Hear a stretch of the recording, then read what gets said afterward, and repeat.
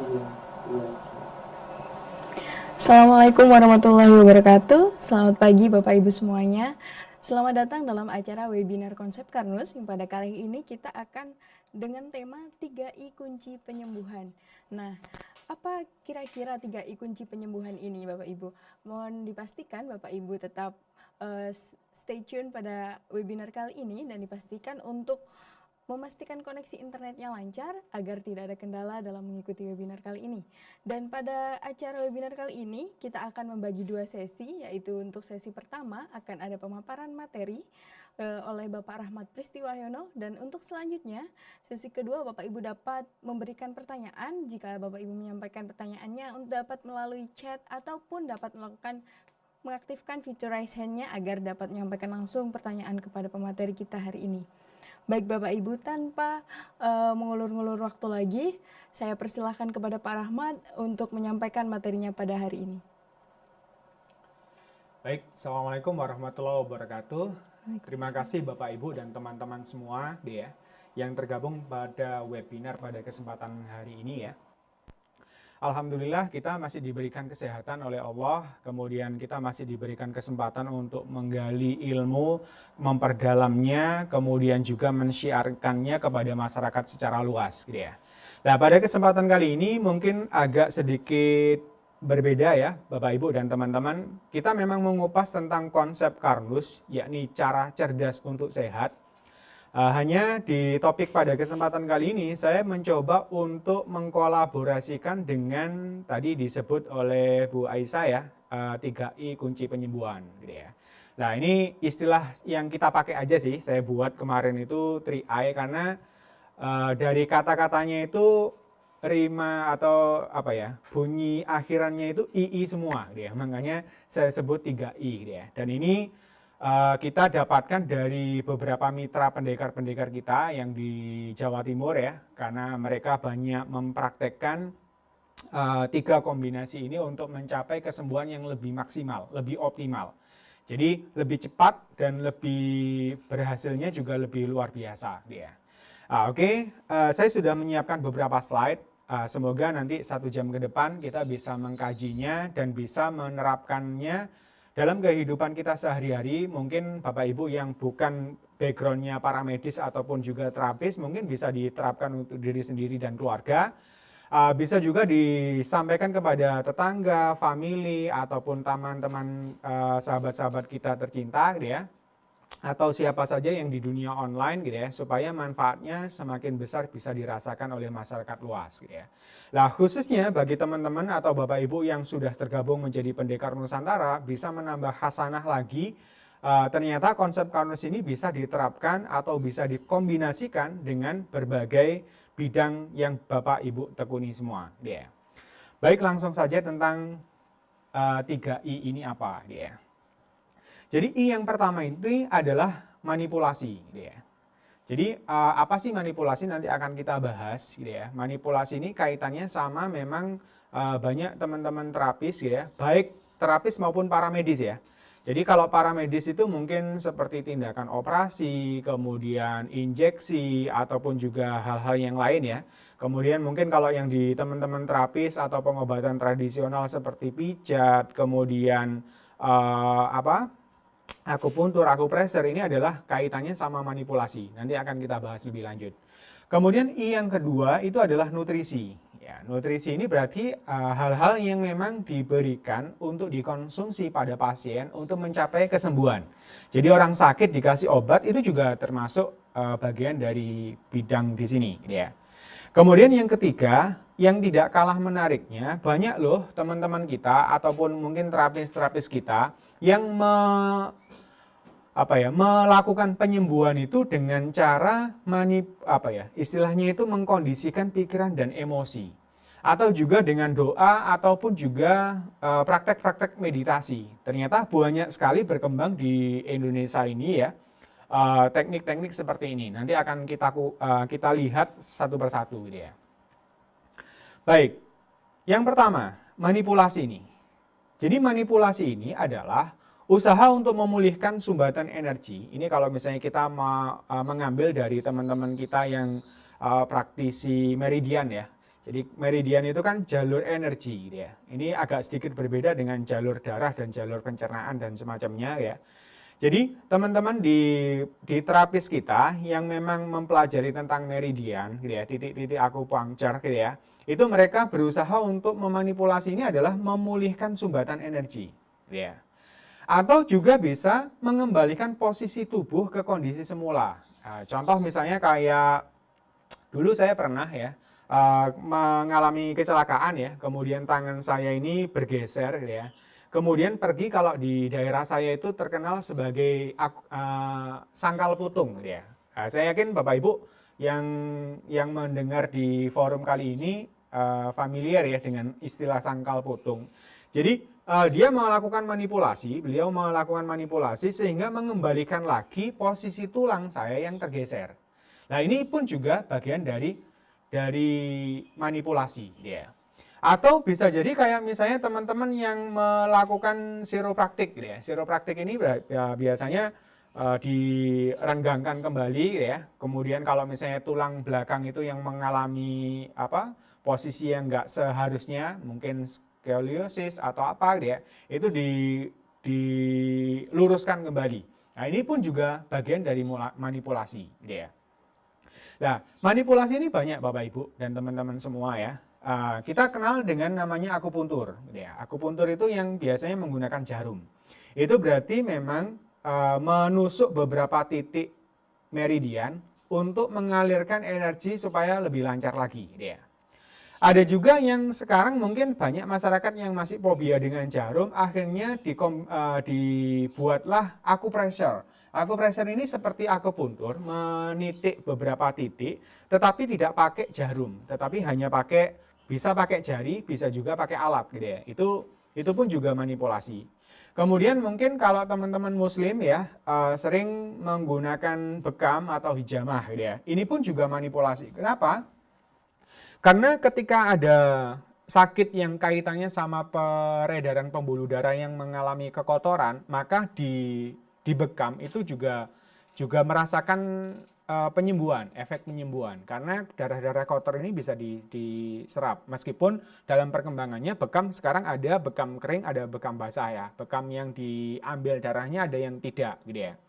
Nah, bekam ini pun juga ada yang ala Timur Tengah, ala mungkin teman-teman Muslim ya dari Arab.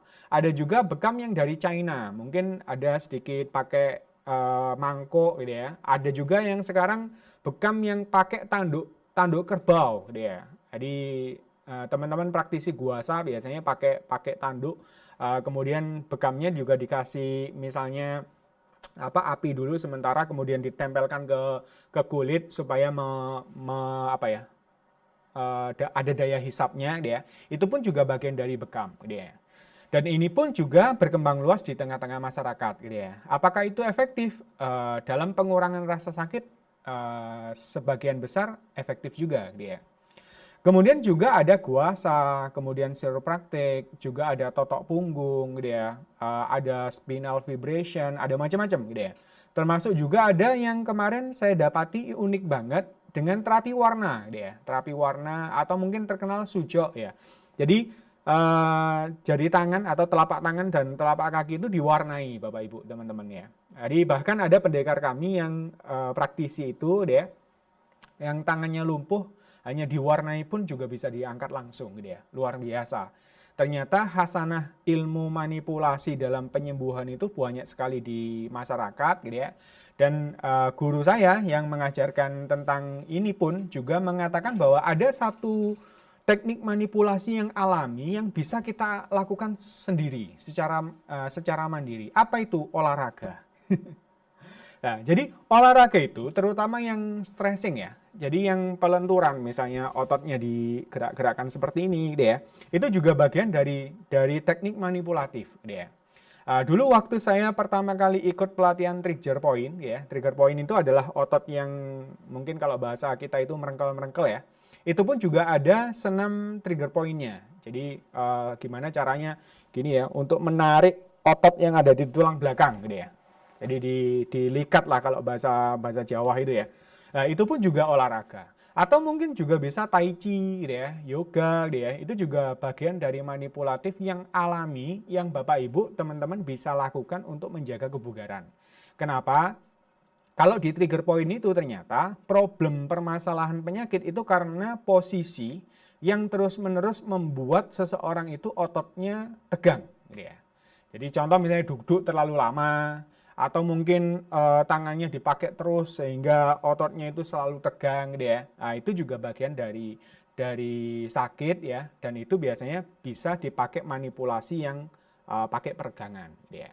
Nah, biasanya kalau nggak rajin olahraga dibantu oleh terapis, diregangkan teman-teman gitu ya.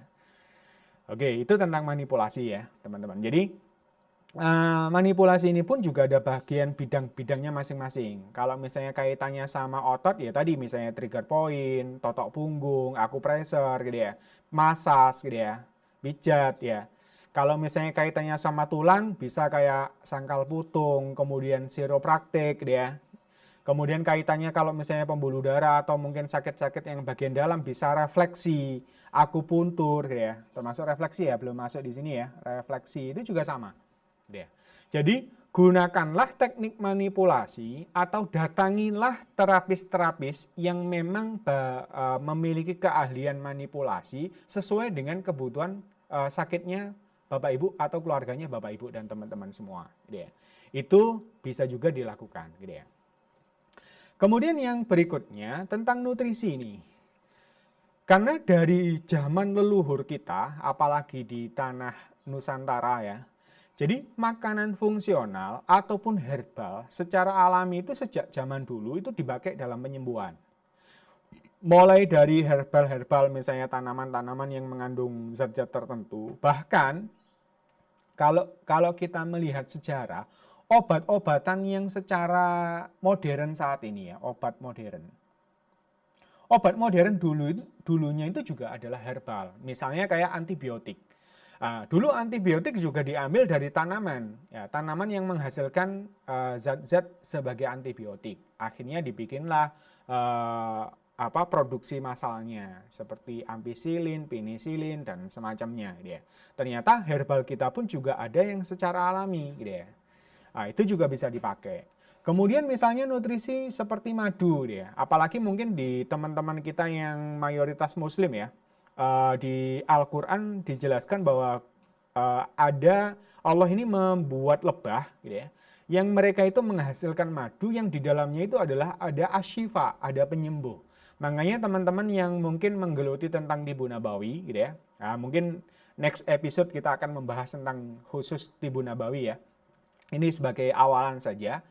Jadi di madu pun ini mengandung banyak zat yang bisa dipakai untuk penyembuhan gitu ya. Dan ini luar biasa dipakai di kalangan kita di Indonesia juga sudah semakin banyaknya. Saking banyaknya akhirnya banyak juga oknum-oknum yang tidak bertanggung jawab membuat madu tiruan gitu ya. Jadi ada madu palsu nih, ya, dibikin dengan persis gitu ya. Kapan hari saya dapatkan info, saya tergabung juga di komunitas madu ya. Jadi sekarang ada asosiasinya untuk memonitoring ya, supaya tidak ada hal-hal yang tidak diinginkan yang merugikan masyarakat luas. Kepinginnya sembuh malah tambah sakit gitu ya. Nah, saya nggak mengupas itu. Yang jelas kalau madu asli ya itu insya Allah menghasilkan sesuatu yang bermanfaat bagi penyembuhan. Kemudian dulu mungkin kita juga dikenalkan dengan tanaman obat keluarga, mulai kunir, kunyit, kencur gitu ya, dan semacamnya. Itu pun juga dari nenek moyang kita itu sering dipakai untuk pengobatan. Kalau zaman dulu itu, sakit batuk ya sudah nggak usah macam-macam, tinggal digeprekkan kencur, kemudian mungkin dicampur jeruk nipis gitu ya, ada yang dicampur kecap gitu ya, udah diminum sembuh gitu ya. Jadi ternyata banyak warisan leluhur kita itu yang bisa dipakai untuk pengobatan. Nah, demikian pula juga sekarang dikembangkanlah makanan-makanan yang dipakai sebagai pengobatan. Yakni apa? Dikenal dengan makanan fungsional. Meskipun secara regulasi ini masih dalam pengembangan di negeri kita ya. Tapi dalam prakteknya makanan fungsional ini adalah nutrisi obat terbaik sebenarnya. Karena banyak filosof-filosof dulu itu yang menganjurkan bahkan jadikanlah makananmu sebagai obatmu, gitu ya. Bukan obat sebagai makananmu, gitu ya. Kalau sekarang ini kan dunia modern itu cenderung terbalik. Jadi obat-obatnya, misalnya antibiotik, anti nyeri dan macam-macam itu dijadikan suplemen tiap hari. Nah ini yang kurang bijak. Harusnya makanan kita lah yang menjadi obat. Makanan kita itu apa ya? Makanan yang kita makan sehari-hari dan makanan yang sehat. Nah, nanti kita juga perlu nih mengkaji tentang makanan fungsional. Lebih dari itu, ini teman-teman, proses dalam pengolahan makanan menjadi energi ini juga harus diperhatikan, dipastikan berjalan dengan baik agar efektif dalam penyembuhan. Ya. Jadi, kalau pencernaan kita ini kurang bagus, dikasih nutrisi sebagus apapun, ya lewat Bapak Ibu. Nanti akan kita bahas di konsep Karnus gitu ya. Baik, kemudian yang ketiga nih, meditasi. Nah, karena saya juga mempelajari hal ini cukup menarik juga ya. Jadi meditasi ini apa sih? Ini sebenarnya bukan terafiliasi dengan agama tertentu ya, meskipun kebanyakan meditasi ini lahir dari India ataupun dari China. Yang notabene mungkin banyak yang dari Hindu atau mungkin ajaran Tao gitu ya. Tetapi secara keilmuan sekarang keilmuan modern sekarang membuktikan dengan teknik-teknik yang tidak ada ritualnya gitu ya. Jadi sebenarnya meditasi ini apa sih? Meditasi ini sebenarnya adalah pengkondisian emosi kita, baik pikiran maupun perasaan, supaya dalam keadaan tenang, ikhlas, selalu bersyukur, sehingga dapat meningkatkan dan menjaga imunitas. Bahkan dengan sugesti-sugestinya, itu mampu untuk membantu penyembuhan. Banyak sekarang dokter-dokter yang baik di luar negeri maupun dalam negeri yang mempelajari lebih dalam tentang hal ini. Jadi contoh nih yang berkembang di tengah masyarakat, pengembangan dari teknik-teknik yang seperti ini, itu kita kenal dengan sebutan EFT, gitu ya, Emotional Freedom Technique. Atau di Indonesia lebih booming dengan SEF, gitu ya. SEF ini ada tambahannya Spiritual Emotional Freedom Technique. Ini sebenarnya juga mirip-mirip seperti hipnosis dan hipnoterapi. Hanya bedanya kalau di SEF atau EFT itu ada teknik tappingnya. Dia mengkombinasi hipnoterapi dengan teknik acupressure gitu ya. Jadi dia mempelajari teknik-teknik akupuntur, beberapa titik meridian itu di tapping pada saat seseorang itu sudah mengalami gelombang rendah gitu ya. Jadi kalau di hipnosis atau hipnoterapi itu kan pasien gitu ya, katakanlah pasien itu dengan gelombang awalnya gelombang beta ya, gelombang beta itu masih stresnya tinggi gitu ya, kemudian pola pikirnya banyak yang dipikirkan, itu diturunkan gelombangnya menjadi gelombang alfa, gelombang yang tenang, rileks, damai ya, seperti kalau misalnya kita menonton televisi atau menonton film atau sedang santai atau mau tidur pun, itu gelombang kita itu gelombang otak itu akan turun dari beta ke alfa ya. Bahkan nantinya kalau misalnya kita lebih dalam itu ke theta sampai ke delta. Nah, enggak tahu simbolnya apa ya. Mungkin gini ya. Anggapannya seperti itu. Jadi theta ini lebih dalam lagi ke trans gitu ya. Biasanya kalau orang-orang hipnoterapi itu mainnya di sini di gelombang alfa atau theta, itu ada teknik khususnya. Kalau Bapak Ibu teman-teman belajar bisa belajar juga, atau ke terapis-terapis kita yang mainnya hipnoterapi atau mungkin yang mainnya SEF. Itu juga biasanya secara otomatis kok, tidak perlu teori. Bapak Ibu tinggal mengikuti aja arahannya, misalnya mengambil nafas dalam, menghembuskannya secara pelan, gitu ya, kemudian melepaskan beban-beban pikiran, gitu ya, kemudian sampai ke titik tertentu ketika kita damai, baru kita diterapi. Gitu ya. Nah, terapi-terapi seperti ini itu sangat cocok yang kaitannya sama emosional, Bapak Ibu. Bahkan pengembangannya di terapi seperti ini itu juga bisa dipakai untuk kalau saya dulu itu mempraktekkan di ini anestesi emosi kalau bahasa saya. Jadi menghilangkan rasa sakit tanpa bius. Nah ini banyak teman-teman kita yang mempraktekkan di terapi. Biasanya kalau di kedokteran itu dipakai untuk sebelum operasi tanpa bius, itu di hipnoterapi dulu. Itu banyak di luar negeri yang sudah mempraktekkan hal itu. Atau kalau di Indonesia banyak juga yang apa mantri-mantri sunat ya, sunat ya, itu biasanya tidak pakai bius, itu pakai di hipnosis anaknya dia. Nah itu di hipnotis supaya tidak terjadi rasa sakit ya. Nah dulu waktu saya pernah juga mempelajari hipnoterapi ini, waktu saya kena sakit tertentu ya, waktu itu kena saraf tangan saya, sakit sekali dia. Saya ke dokter spesialis saraf gitu ya, dikasih obat nggak sembuh. Kemudian kembali lagi dikasih obat yang lebih tinggi nggak sembuh lagi. Saya datang kemudian dokternya mengasih saran, mau nggak tak suntik mas gitu ya. Tapi suntik ini rasanya luar biasa sakit gitu ya. Tapi langsung di posisi di titik tersebut dan bisa langsung efek. Nah pada saat itu saya bilang kalau memang dibutuhkan dok gitu ya, boleh saya mau gitu ya. Nah karena saya sedang mempelajari hipnoterapi, saya eksperimen nih. Saya melakukan self hipnosis ya. Kemudian saya tingkatkan atau saya ini kan ya, saya melakukan anestesi emosi sehingga supaya tidak merasakan sakit. Lah waktu itu dokter menanyakan, yang ini sakit mas? Enggak dok. Yang ini? Enggak dok. Loh, lah yang mana yang sakit? Loh kenapa dok? Loh ini harus disuntik di tempat yang sakit gitu ya. Oh sebentar dok. Akhirnya level kesadaran saya tingkatkan sedikit gitu ya, supaya terasa sakitnya. Habis itu disuntik sama dokter, memang sakit ya. Habis itu saya baru netralkan.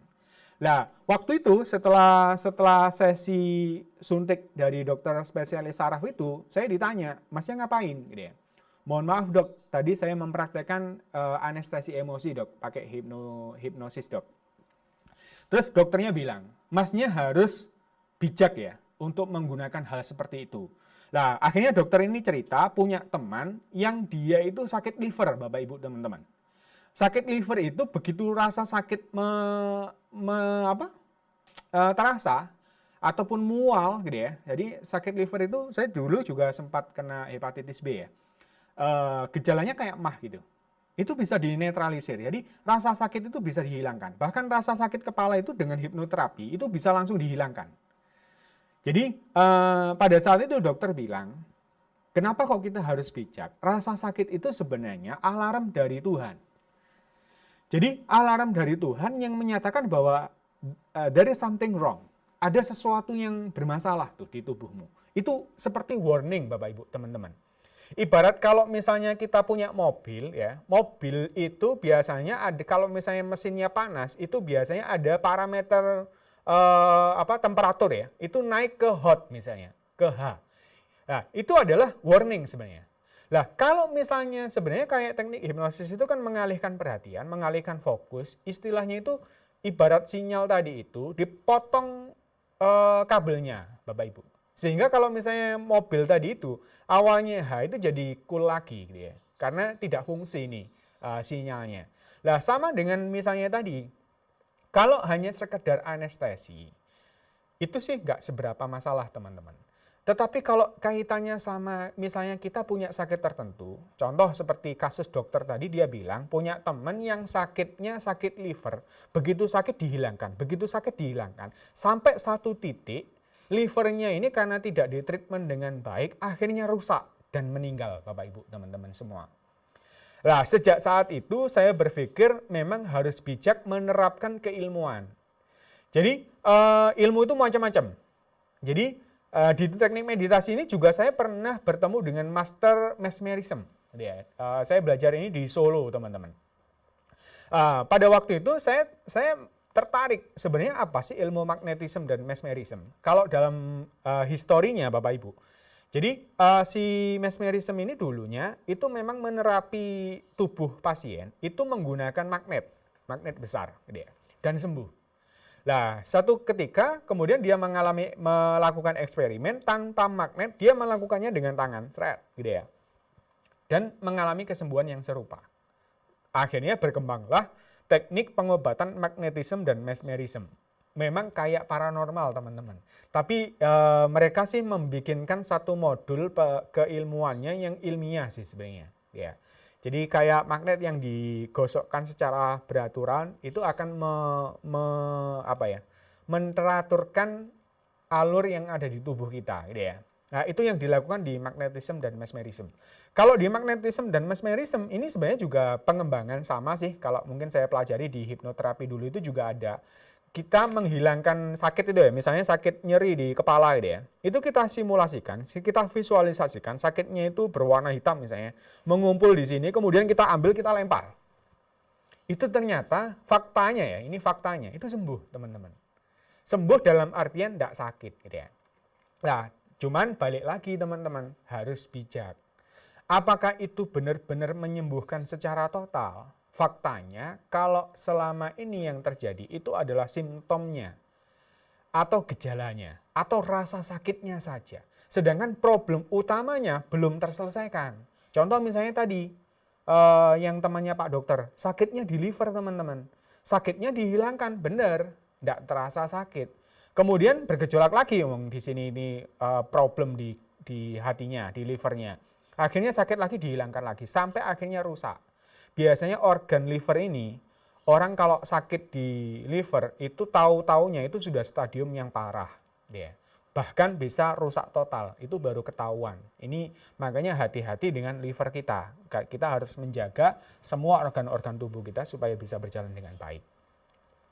Oke ya, jadi saya mengupas ini supaya kita semakin menambah wawasan, ternyata banyak teknik-teknik terapis itu yang kita harus paskan, dan juga kita juga harus mengetahui akar permasalahannya, nggak cuma sekedar, oh kalau sakit di terapi sudah hilang rasa sakitnya, belum tentu sembuh akar permasalahannya, makanya kita harus juga bijak menerapkan kapan kita menggunakan manipulasi, meditasi, dan nutrisi, syukur-syukur dikombinasikan dengan baik. Nah, termasuk juga saya mempelajari Tai Chi ya, dan belajar-belajar baca-baca tentang yoga. Tai Chi pun juga sama ya, itu juga bisa dipakai untuk teknik meditasi. Kalau di sini itu dynamic meditation atau movement meditation. Karena begitu saya mempraktekkan, meskipun saya masih pemula ya, luar biasa. Jadi saat Tai Chi itu, antara pikiran, perasaan, dan gerakan itu menyatu. Dan setelah senam Tai Chi, ya ini saya belajar di Jombang ya, di Master Subani ya, sama Master Lewang ya, Tabib Wang gitu ya, itu enak banget, seger banget. Makanya olahraga itu juga teknik manipulasi yang alami tadi yang sudah saya jelaskan. Dan yang luar biasa teman-teman, doa yang khusyuk itu juga bagian dari healing ini, dari meditasi ini gitu ya. Makanya kenapa orang-orang Muslim, orang-orang Kristiani, orang-orang Hindu, Buddha, itu ya, ketika misalnya khusyuk dalam berdoa, itu mereka masuk ke dalam gelombang alfa dan theta, dan itu healing alami yang luar biasa besar, karena sistem imun dan juga organ-organ dalam itu sangat maksimal kerjanya ketika gelombang otak kita itu berada di frekuensi itu. Sebenarnya ini banyak jurnalnya, saya nggak akan bahas di sini karena kita akan fokus ke konsep Karnusnya. Oke, sebelum kita ke konsep Karnus, saya akan mencoba mengetengahkan beberapa fakta ya tentang penerapan kombinasi antara nutrisi dan manipulasi juga sugesti gitu ya. Jadi meditasi itu nggak harus meditasi yang bersila, itu enggak. Sebenarnya ketika seseorang ini memberikan wejangan, memberikan motivasi, ketika pasiennya itu menerima, itu sebenarnya terhipnotis dia. Dan itu juga membantu penyembuhan luar biasa. Dia. Nah ini contoh misalnya Ade Aisyah ini. Ade Aisyah ini sakitnya enggak tanggung-tanggung teman-teman. Beliau ini menderita lupus. Saya dulu waktu kuliah, saya punya teman Malaysia ya, kena lupus itu enggak bisa keluar rumah karena sedikit kena sinar matahari itu kesakitan luar biasa. Nah, ini juga bagian dari penyakit sel abnormal sebenarnya. Nah, dulu terkenal lupus ini enggak ada obatnya. Nah, sengaja saya angkat kasus ini itu supaya membuka wacana kita, membongkar belief system kita bahwa yang dikatakan di luar sana penyakit tidak ada obatnya, ternyata ada obatnya. Dan maha benar Allah yang menyatakan bahwa segala penyakit ini sudah Allah turunkan obatnya. Kecuali kematian. Kematian ini bukan bagian sakit ya. Nah, itu sudah ajal gitu ya. Nah, adik Aisyah ini lupus ditangani oleh Master Subani, pendekar kita yang ada di Jombang gitu ya. Ketika saya tanya, adik Aisyah ini dikasih terapi apa? Ternyata beliau ini mendapatkan terapinya akupuntur, akupressure, dan nutrisi Karnus. Jadi nutrisi Karnus yang dipakai itu AG sereal sama algati. Dan alhamdulillah luar biasa, perkembangan adik ini luar biasa bagus dan sekarang sudah hasil labnya dinyatakan sembuh dari lupus, Bapak Ibu, luar biasa. Jadi berkat kesabaran ibunya, kemudian juga tekad adik ini yang mau sembuh, mau sekolah lagi, gitu ya, sekarang sudah ceria kembali dan Bapak Ibu bisa menemuinya kalau misalnya Bapak Ibu ikut di kuliah konsep Karnus, gitu ya. Ini juga ada fakta lagi, adik Mutiara Sari yang dia ini luar biasa kesakitan ya waktu masih kecil, tahun 2015, masih usia 5 tahun, ini didiagnosa kanker mata stadium 4, teman-teman. Gitu ya. Kemudian 2016 dilakukan operasi di dokter umum, dokter Stomo ya di Surabaya. Selanjutnya dilakukan kemo, harusnya dilakukan 3 kali, namun memutuskan stop ketika ketiganya, kemo ketiga. Nah, saat bersamaan pada waktu itu ada 8 anak yang dengan kasus serupa. Nah, yang 7 ini melakukan kemo sampai 9 kali dan mereka semuanya meninggal, gitu ya. Nah, alhamdulillahnya adik Mutiara Sari ini Februari 2017 ketemu dengan kita ya, dengan konsep Karnus ya. Kemudian diterapkan konsep Karnus, alhamdulillah adik ini sekarang sudah tidak merasakan kesakitan dan bisa sekolah dan luar biasa sekarang tambah cantik dan tambah tinggi ya. Kemudian juga ada adik Wulan. Adik Wulan ini menderita autis hipotiroid. Biasanya kalau teman-teman orang tua yang kena hipotiroid ini biasanya datang ke terapis yang hipnoterapi atau mungkin terapi-terapi psikologi ya. Nah, di sini kita coba untuk kombinasikan dengan nutrisi, gitu ya. Kalau tadi itu terapi dengan nutrisi Karnus, kalau ini dengan nutrisi juga. Jadi karena adik ini mengalami autis hipotiroid, jadi usia selnya pun juga mengalami keterlambatan tumbuh ya. Dan Bapak Ibu pasti tahu kalau biasanya anak-anak seperti ini kalau berkomunikasinya juga kurang. Alhamdulillah setelah Januari 2017 ayahnya Mbak Wulan ini ya, saya kenal beliau menerapkan konsep Karnus, alhamdulillah adik ini perkembangannya luar biasa. Jadi pertumbuhannya juga bagus, kemudian sekarang juga bisa diajak komunikasi gitu ya, bahkan di sekolahnya pun juga mengalami perkembangan luar biasa ya, bisa menggunting dengan baik, kemudian menghafal beberapa ayat-ayat pendek di Al-Qur'an ya. Ini ketika ditanya pun juga sudah mulai bisa ini, ketika ditanya punya cita-cita nggak? Punya cita-cita mau jadi pengusaha gitu ya, membantu orang tua nanti buka catering gitu ya. Itu luar biasa perkembangannya gitu ya. Kemudian adik Safa ini awalnya dia mengeluhkan penglihatannya buram. Bahkan sampai satu titik dia nggak bisa melihat sama sekali. Kemudian dibawa ke dokter, dicek matanya, ternyata kedua belah matanya ini tidak ada masalah. Nah, ketika di scan otaknya, baru ketahuan sepertiga otak Safa ini kena cancer. Gitu ya. Nah, ini Safa diminta kemoterapi, tetapi ibundanya menolak karena melihat 2 pasien lainnya yang juga kena kasus yang serupa di kemo itu meninggal. Jadi takut Bapak Ibu. Nah, alhamdulillah setelah mengenal konsep Karnus dan diterapi dengan konsep Karnus, alhamdulillah berangsur-angsur membaik dan sekarang ini sudah bisa melihat kembali gitu ya. Dan sekarang semakin tumbuh tinggi, kemudian cita-citanya juga jadi dokter gitu ya. Nah, ini biasanya kita undang di kuliah konsep Karnus. Kita putar kuliah konsep Karnus angkatan yang ke-6.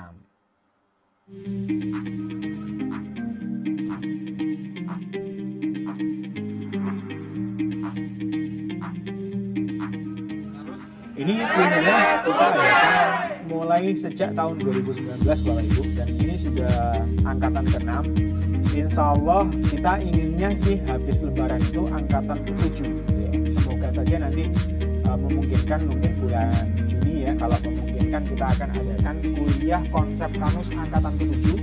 Itu 2 hari 1 malam Bapak Ibu akan asam lambung adalah sesuatu yang sangat besar manfaatnya dan kemudian sayang sekali sekian banyak manusia mengabaikan fungsi asam lambung ini, kemudian menetralkan asam lambung, membuang Ini salah keberadaannya, satu dokter sehingga dari situlah pendidikan kita timbul ya, kalau istilah masalah-masalah. di konsep Karnus itu para peneliti Benarkah sih itu adalah protein pendekar itu Nusantara. begini? Oke, memang begitu. Terus bagaimana cara produksinya? Beliau praktek Benarkah di penyakit Jombang dan Kediri. degeneratif tidak bisa disembuhkan? Kemudian itu Benarkah juga bahwa penyakit terapis diabetes, di hipertensi Bapak mantan itu Menteri keturunan? Pertanian, ya. Yang merubah Kemudian karbohidrat eh, menjadi di angkatan disakarida, keempat malah banyak acak ya, profesor-dokter oligosakarida, acak. Itu adalah Ini di adalah lambung. Bapak Iwan Beni. Bagian lambung Beliau yang pertama adalah kali memecah owner adalah dan asam lambung. foundernya, penemunya Lambung itu harus konsep asam. Karnus. Asam lambung harus keluar. Luka kena asam pasti akan sakit. Maka lapisi dengan pati resisten.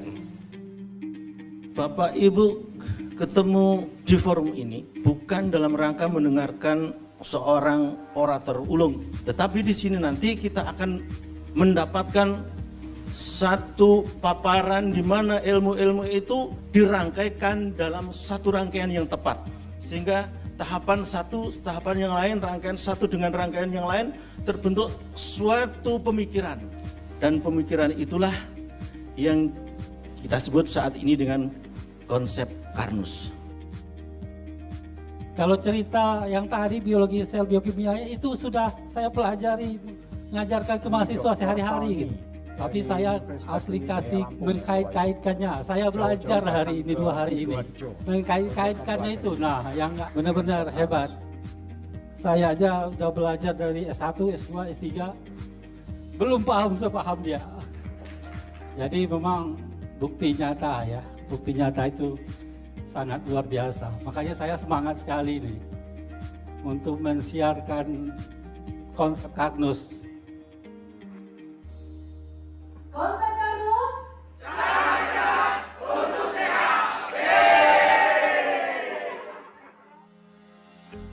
Rasanya gimana minum aki? Tahu aki? Ini ada Aku. Aisyah ya, sekarang Rasanya enak, ceria banget. Terus artinya? juga enak. Nah itu.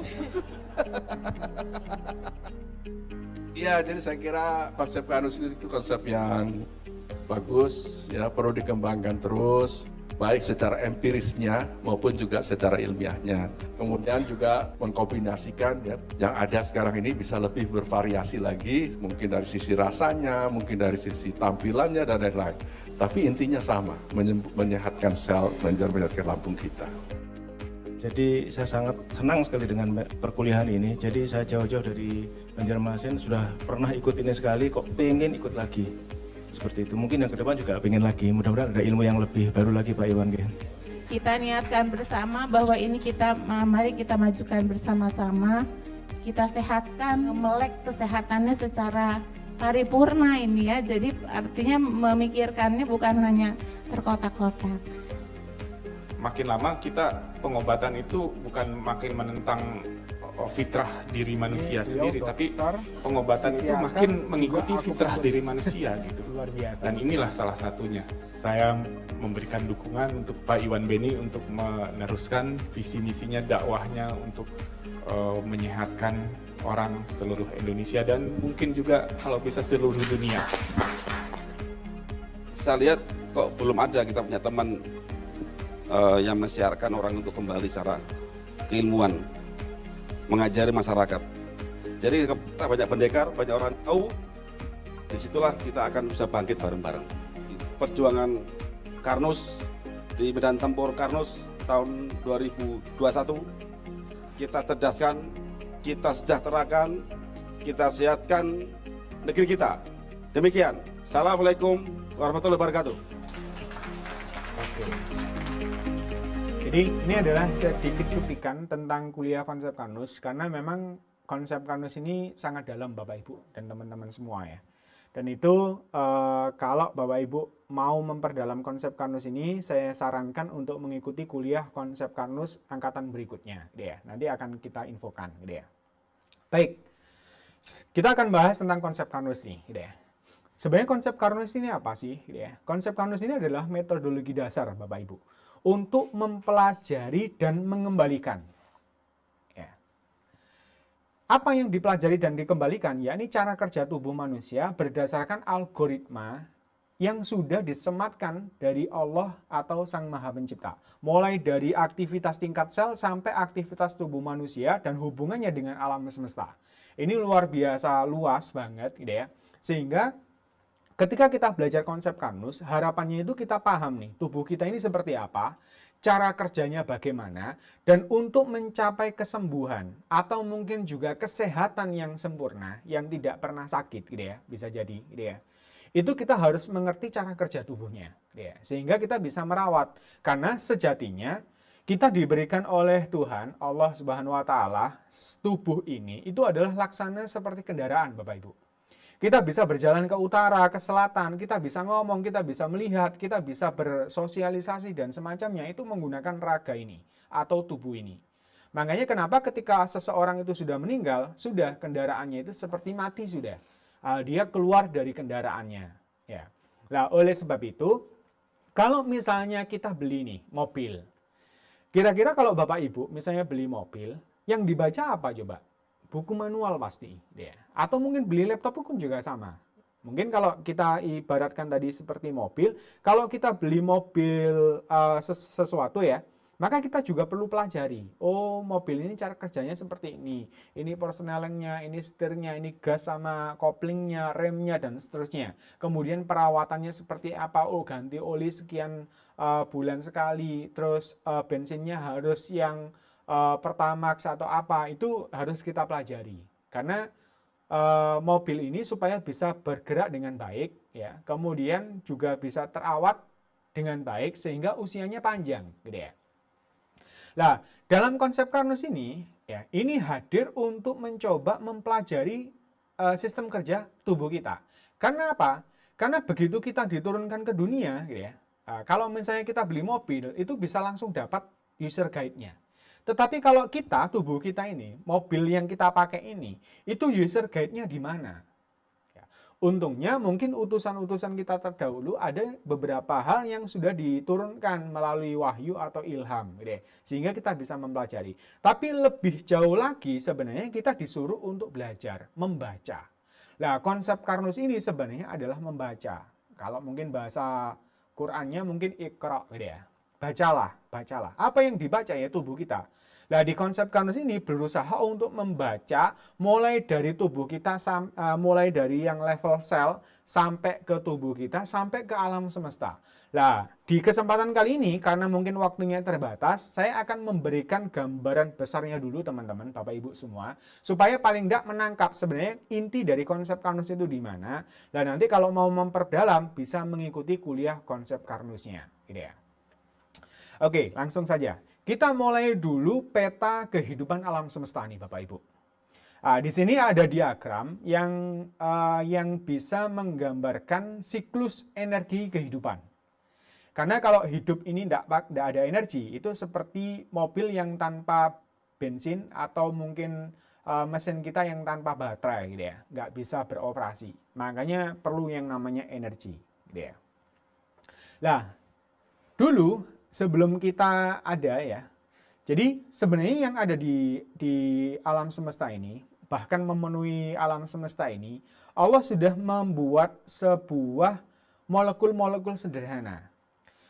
Ada oksigen, ada nitrogen, gitu ya, oksigen, nitrogen, kemudian H2O, karbon dioksida, macam-macam gitu ya. Nah, ini kalau di konsep Karnus itu disebut sebagai low energy molecule. Molekul dengan energi kecil, rendah. Ya. Ibarat kalau misalnya kalau sekarang mungkin rumah Bapak Ibu kan butuh energi besar, mungkin 900 watt atau 1300 watt gitu ya. Nah, energi kecil itu seperti, bayangkan aja seperti baterai Bapak Ibu. Baterai ini berapa watt sih? Kecil banget. Dia hanya bisa menghidupkan LED mungkin. Kalau sudah bohlam yang besar, voltasenya juga nggak cukup ya, karena dia kecil banget gitu ya, apalagi energinya gitu ya. Nah, ini sama Bapak Ibu, di alam semesta ini itu banyak gas ya, banyak unsur-unsur molekul-molekul yang dia energinya kecil. Nah, oleh sebab itu Allah menciptakanlah yang namanya tanaman gitu ya. Ini saya zoom ya. Kalau dulu kita belajar di sekolah dasar waktu dulu ya, pakai ilmu pengetahuan alam ya. Nah, ini saya gambar misalnya. Jadi tumbuhan itu punya daun, punya batang, punya akar nih. Nah, akar ini menyerap air ya, H2O, Kemudian juga mineral-mineral ya yang ada di dalam tanah ini dialirkan ke atas gitu ya, sampai ke daun. Nah, ini katakanlah daun gitu ya. Nah, di daun inilah terjadi proses yang dulu kita sebut fotosintesis. Kalau dalam SD dulu itu namanya memasak. Ya, ini tumbuhan masak gitu ya, masak air biar matang gitu ya. Nah, bantuannya dari mana? Dari sinar matahari nih. Nah, sinar matahari yang dipakai untuk proses sintesis, fotosintesis itu adalah sinar UV. Sinar UV ini luar biasa. Allah memberikan sebuah kelebihan dari sinar cahaya ini, itu bisa memecah H2O Bapak Ibu, atau air. Bayangkan, dengan teknologi kita, yang selama ini, misalnya air ini digodok atau mungkin dipanaskan sampai 100 derajat Celcius, 200 derajat, sampai 500 derajat, bahkan 1000 Celcius pun, yang terjadi H2O ini nggak pecah, tetapi hanya mengalami perubahan dari air menjadi gas. Dan itu pun uap airnya tetap molekulnya itu adalah H2O. Padahal tumbuhan ini memerlukan pemecahan molekul-molekul tadi untuk dirajut Bapak Ibu, untuk dideretkan. Ya. Ibaratnya gini, kalau satu molekul karbon, hidrogen, dan oksigen itu nilainya seperti baterai Bapak Ibu. Ya, baterai yang kita pakai untuk, mungkin kalau sekarang masih menggunakan baterai untuk jam dinding ya, atau kalau dulu radio ya, atau senter ya. Nah, kalau misalnya baterai ini kita jejer berpanjang banget Bapak Ibu, ini energinya nambah. Makanya kalau misalnya kita punya 1000 baterai, kita deretkan, itu bisa nggak cuman sekedar menyalakan satu LED saja, tapi bisa menyalakan misalnya 100 radio sekalipun. Gitu ya. Nah, inilah yang terjadi di tumbuhan Bapak Ibu. Jadi dari unsur-unsur atau molekul-molekul sederhana ini, kemudian sama tanaman, tumbuhan, itu dibuatkan dirajut Bapak Ibu. Coba kita lihat molekulnya di sini. Kita ada istilah namanya karbohidrat. Karbohidrat ini kalau kita lihat, itu ya sama saja. Unsurnya ada karbonnya, ada hidrogennya, dan ini berderet Bapak Ibu, panjang. Semakin panjang, semakin besar molekulnya. Gitu ya. Kemudian protein juga sama, gitu ya. Protein itu juga deretannya seperti ini, panjang, gitu ya. Kemudian lemak juga sama. Ini dikenal dengan trigliserid. Kenapa kok tri? Karena ada tiga molekul ya yang diikat sama sini. Ya, jadi ada 3 molekul yang diikat, makanya bentuknya jadi trigliserid, gitu ya. Nah, ini adalah juga deretan COH. COH ini juga kok bisa panjang Bapak Ibu dan teman-teman semua. Nah, sebenarnya apa yang dilakukan oleh tumbuhan ini adalah merangkai yang tadi low energy molekul menjadi high energy polimer, gitu ya. Molekul yang rantainya panjang, gitu ya, rantainya panjang. Nah, inilah kemudian yang dimakan oleh herbivora dan juga omnivora seperti kita. Nah, ini misalnya sapi, gitu ya. Sapi ini memakan rumput, memakan tumbuhan. Ya. Akhirnya sebagian dari energi dari yang dimakan tadi, tanaman tadi, itu dipakai untuk energinya dia melakukan aktivitas. Sebagian dipakai untuk membentuk daging dan pertumbuhannya. Sebagian dikeluarkan menjadi H2O, misalnya urinnya atau karbon dioksida, dan juga beberapa mineral dikeluarkan melalui feses, gitu ya, melalui feses. Nah, demikian pula nanti karnivora itu juga memakan herbivora. Dia juga menjadikan sebagiannya untuk energi, pertumbuhan, dan juga sebagiannya nanti dikeluarkan melalui feses. Demikian pula kita. Kita ini sebagai omnivora makannya banyak. Ya, mulai dari tumbuhannya langsung, misalnya berupa sayuran, biji-bijian seperti nasi. Ya. Kemudian juga vitamin kita ambil dari sayur-sayuran, buah-buahan itu ada di sini. Termasuk daging dari herbivora yang kita makan. Entah itu kambing, sapi, ataupun juga ayam. Gitu ya. Termasuk telurnya dan semacamnya. Gitu ya. Nah, ini kita makan. Sebagian dipakai untuk energi, sebagian untuk pertumbuhan, sebagian untuk macam-macam ya. Sebagian nanti dikeluarkan melalui feses. Gitu ya. Dan energi di tingkat sel ini itu dikenal dengan sebutan ATP. Nah, ini sekedar ini aja Bapak Ibu, nggak usah dihafal gitu ya. Adenosin trifosfat ini adalah energi di tingkat sel gitu ya. Itu yang dipakai untuk semua aktivitas di tubuh kita gitu ya. Mohon maaf. Ya. Nah, nanti dari feses dan urin ini masih diputar lagi, Allah menciptakan bakteri, mikroba, virus ini untuk mengurai sisa-sisa makanan tadi untuk diurai jadi low energy molekul lagi. Bisa jadi karbon dioksida lagi, nitrogen lagi, air lagi, dan seterusnya. Sehingga dipakai lagi oleh tanaman untuk berfotosintesis. Dan ini adalah muter, Bapak Ibu.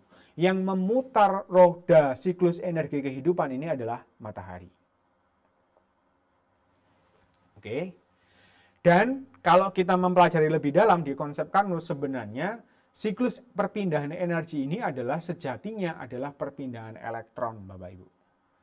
Jadi elektron ini loncat-loncat itu menghasilkan energi. Nah, itu mungkin kalau misalnya Bapak Ibu dulu yang masih ingat tentang fisika kuantum ya, jadi eksitasi elektron itu menghasilkan energi, dan itu terjadi di dalam tubuh kita, juga di dalam tubuh hewan dan tumbuhan. Ya.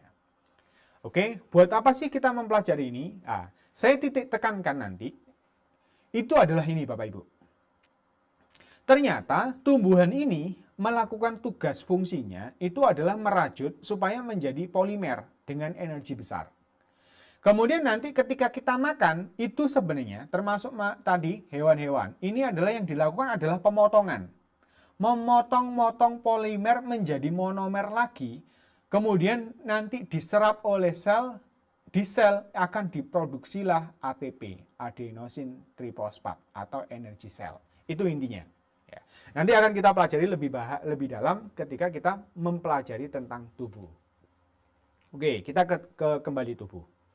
Di konsep Carnot, Bapak Ibu, manusia ini didefinisikan sebagai organisasi dari sekian triliun sel. Dalam ilmu pengetahuan dikenal jumlah sel itu adalah 60-100 triliun sel. Gitu ya, 100 triliun sel. Nah, sel-sel ini itu nanti berorganisasi, mengumpul nih. Kumpul sel-sel yang sama membentuk jaringan. Contoh, ini ada kulit nih. Kulit ini itu terdiri dari sel-sel kulit. Menyatu disambungkan dengan zat tertentu menjadi jaringan kulit. Otot juga sama. Berarti sel-sel otot itu punya, kalau misalnya di mikroskop ya, sel-sel otot itu modelnya gini-gini ya.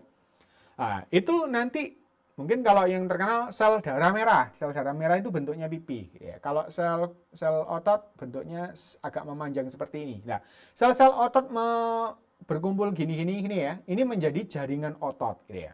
Nah, jaringan-jaringan ini nanti berkumpul menjadi organ. Organ berkumpul menjadi sistem. Kita mengenal banyak sistem ya. Ada sistem pencernaan, ada sistem peredaran darah, ada sistem ekskresi, dan macam-macam gitu ya. Dan semua sistem ini berkumpul menjadi satu, menjadilah yang namanya manusia. Nah, setiap sel yang mati, pasti ada kematian, akan diganti. Proses penggantian ini butuh nutrisi sel. Jadi setiap sel itu butuh nutrisi buat apa? Yang pertama sebagai energi dalam menjalankan fungsi kerjanya, dan yang kedua dipakai untuk regenerasi sel. Oke, biar nggak terkesan rumit, saya kasih ilustrasi begini Bapak Ibu, teman-teman semua. Karena organisasi itu ibarat negara kita ini, Indonesia. Jadi negara ini sebenarnya adalah kumpulan dari 270 juta manusia. Ya. Yang berkumpul dari manusia berkumpul menjadi RT, RT menjadi RW, RW menjadi kelurahan, kelurahan kecamatan, kabupaten, provinsi, sampai negara. Mulai dari warga sipil sampai Pak Presiden, ini adalah ibaratnya sel. Udah. Bedanya apa sel yang satu dengan sel yang lain? Sama pertanyaan itu ketika kita lontarkan, bedanya apa saya dengan Pak Jokowi? Ya, dengan Pak Presiden gitu ya. Kalau saya mungkin sebagai warga sipil. Kalau Pak Presiden ya menjadi kepala negara. Bedanya apa? Kan sama-sama manusia, betul. Sel tadi itu juga sama-sama sel. Bedanya adalah fungsi dan tugasnya. Mungkin Pak Presiden bertugas untuk mengatur negara kita ini. Kalau saya mungkin tugasnya lain, mensiarkan konsep Karnus gitu ya. Ini contoh bedanya ini. Sama, misalnya seorang pengacara, seorang guru, seorang ibu rumah tangga, seorang siswa, itu hanya beda fungsi dan tugasnya. Sama-sama manusia, sama-sama butuh makan. Jadi tadi sel membentuk jaringan dan macam-macam tadi itu semuanya sama. Sel otot, sel telinga, sel kulit, sel rambut, sel darah merah, sel darah putih gitu ya. Itu semua sel sama-sama sel dan sama-sama butuh makan atau butuh nutrisi sel. Bedanya cuma fungsinya. Oh, kalau jaringan kulit kita ini, sel-sel di kulit kita ini menjaga supaya apa? Supaya menjaga suhu tubuh kita ini berjalan dengan baik. Kalau misalnya panas, dia akan mengeluarkan keringat supaya menjaga supaya agak dingin gitu ya. Kalau misalnya butuh pengeluaran gitu ya, dikeluarkannya jadi keringat juga gitu ya. Nah, itu fungsinya. Kalau misalnya sel lambung buat apa? Sel lambung nanti juga ada banyak selnya. Ada yang sel mukosa lambung, ada yang sel bagian kontraksi atau gerak peristaltik gitu ya. Itu banyak beda fungsi masing-masing. Sel pembuluh darah fungsinya apa? Membawa makanan ke seluruh sel di tubuh kita gitu ya. Juga mengangkut oksigen dan mengangkut karbon dioksida untuk dikeluarkan ke paru-paru untuk dikeluarkan dalam pernafasan kita gitu ya. Itu bedanya hanyalah di fungsi dan tugasnya. Sedangkan sama-sama sel dan sama-sama butuh makan gitu ya. Nah, parameter tubuh sehat kita itu sama seperti pertanyaan bagaimana parameter sebuah negara ini makmur, yakni semua warganya itu tidak mikir makan. Artinya apa? Semuanya bisa makan. Nah, makanya di konsep Karnus ada quotes yang luar biasa oleh founder kita, Bapak Iwan Beni Purwowidodo STP. Manusia sehat adalah manusia yang sekian triliun selnya dapat makan. Nah, ini adalah kunci utama dari konsep Karnus. Nah, oke, kita bahas. Sebenarnya makanan sel itu apa? Kalau sel ini salah satu sel aja ya kita ambil, kemudian di mikroskop ya. Sel-sel kita ini juga sebenarnya kalau di dalam lagi Bapak Ibu, itu juga organisasi lagi. Ada namanya organel. Cuman tadi kan saya nggak sampai level ke dalamnya ya. Organel ini adalah bagian-bagian dari sel. Ada inti selnya sebagai pemimpinnya, kemudian ada macam-macam ya, termasuk ada mitokondria ya. Ini yang nanti berperan khusus nanti di dalam sel yang membentuk ATP, teman-teman. Ingat ya tadi ya, ATP itu adalah energi sel. Organ mesin yang ada di dalam sel, organel yang ada di dalam sel yang berfungsi untuk merubah makanan menjadi energi sel atau ATP, itu adalah mitokondria. Makanya di konsep Karnus itu sampai mempelajari teknologi mitokondria, nggak main-main. Makanya kita membuat beberapa nutrisi yang memungkinkan sesuai dengan cara kerja dari mitokondria. Lah, sel kita ini nggak kenal yang namanya sate, yang namanya rawon, namanya pecel, itu nggak kenal. Soto, nasi padang, itu nggak kenal. Lah, maka dari itu, kalau di konsep Karnus, makanan yang kita makan itu adalah calon nutrisi sel. Baru calon, teman-teman. Karena kita nggak bisa langsung ngasih tempe ke sel kulit kita, nggak bisa. Ya. Nah, maka dari itu harus ada yang merubah. Kalau dulu kita belajar di makanan 4 sehat 5 sempurna, ya, dulu kan ada namanya karbohidrat. Karbohidrat ini bisa dari nasi, kemudian tepung, kemudian dari singkong, umbi-umbian, roti, itu karbohidrat ya. Karbohidrat ini harus dirubah dulu menjadi glukosa untuk bisa masuk ke dalam sel. Sel ini juga punya mulut, Bapak Ibu, punya pintu, gitu ya. Nah, kalau makanan besar nggak bisa masuk, dia harus bentuk monomer, gitu ya. Kemudian protein seperti daging, ayam, telur, tahu, tempe, itu harus dirubah dulu menjadi asam amino, gitu ya. Kemudian lemak, ya. Berasal dari mungkin lemak daging, kemudian juga minyak, ataupun juga yang lainnya, itu harus dirubah karena dia trigliserid tadi ya, harus dipecah menjadi asam lemak dan gliserol. Nah, sedangkan vitamin dan mineral, vitaminnya harus dibebaskan ikatannya dan mineralnya harus menjadi ion supaya bisa masuk ke sel. Nah, di sel itu baru diproses, dimasak lagi. Ibaratnya gini Bapak Ibu. Saya ibaratkan kalau Bapak Ibu ini datang ke warung sate nih, gitu ya, warung sate. Ibaratkan warung sate ini, dia pemilik warung itu dia akan apa ya, istilahnya kulak nih, beli daging kambing yang bagus. Kemudian beli bumbu-bumbu, beli beras gitu ya. Nah, beras, bumbu, daging mentah, ini dia apakah langsung dikasihkan ke konsumen? Tidak Bapak Ibu, tentu nggak mau makan gitu ya. Tetapi dia itu harus dibawa dulu ke dapur untuk dimasak supaya matang. Setelah matang baru diberikan ke konsumen.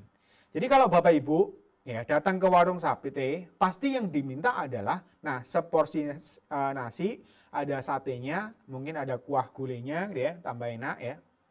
Ini masih agak lama ya, buka ya.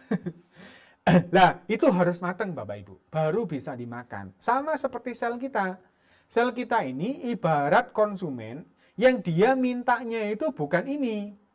Jadi makanan yang kita makan itu ibarat tadi, daging mentah, yang ini harus dimasak, harus dirubah dulu menjadi sate, baru kita makan. Sama seperti sel tadi. Ya. Nah, di dalam tubuh kita, Allah sudah menyematkan sebuah organ yang berfungsi seperti dapur, Bapak Ibu. Dapur kita ini, itu sering kita kenal sebagai lambung, Bapak Ibu.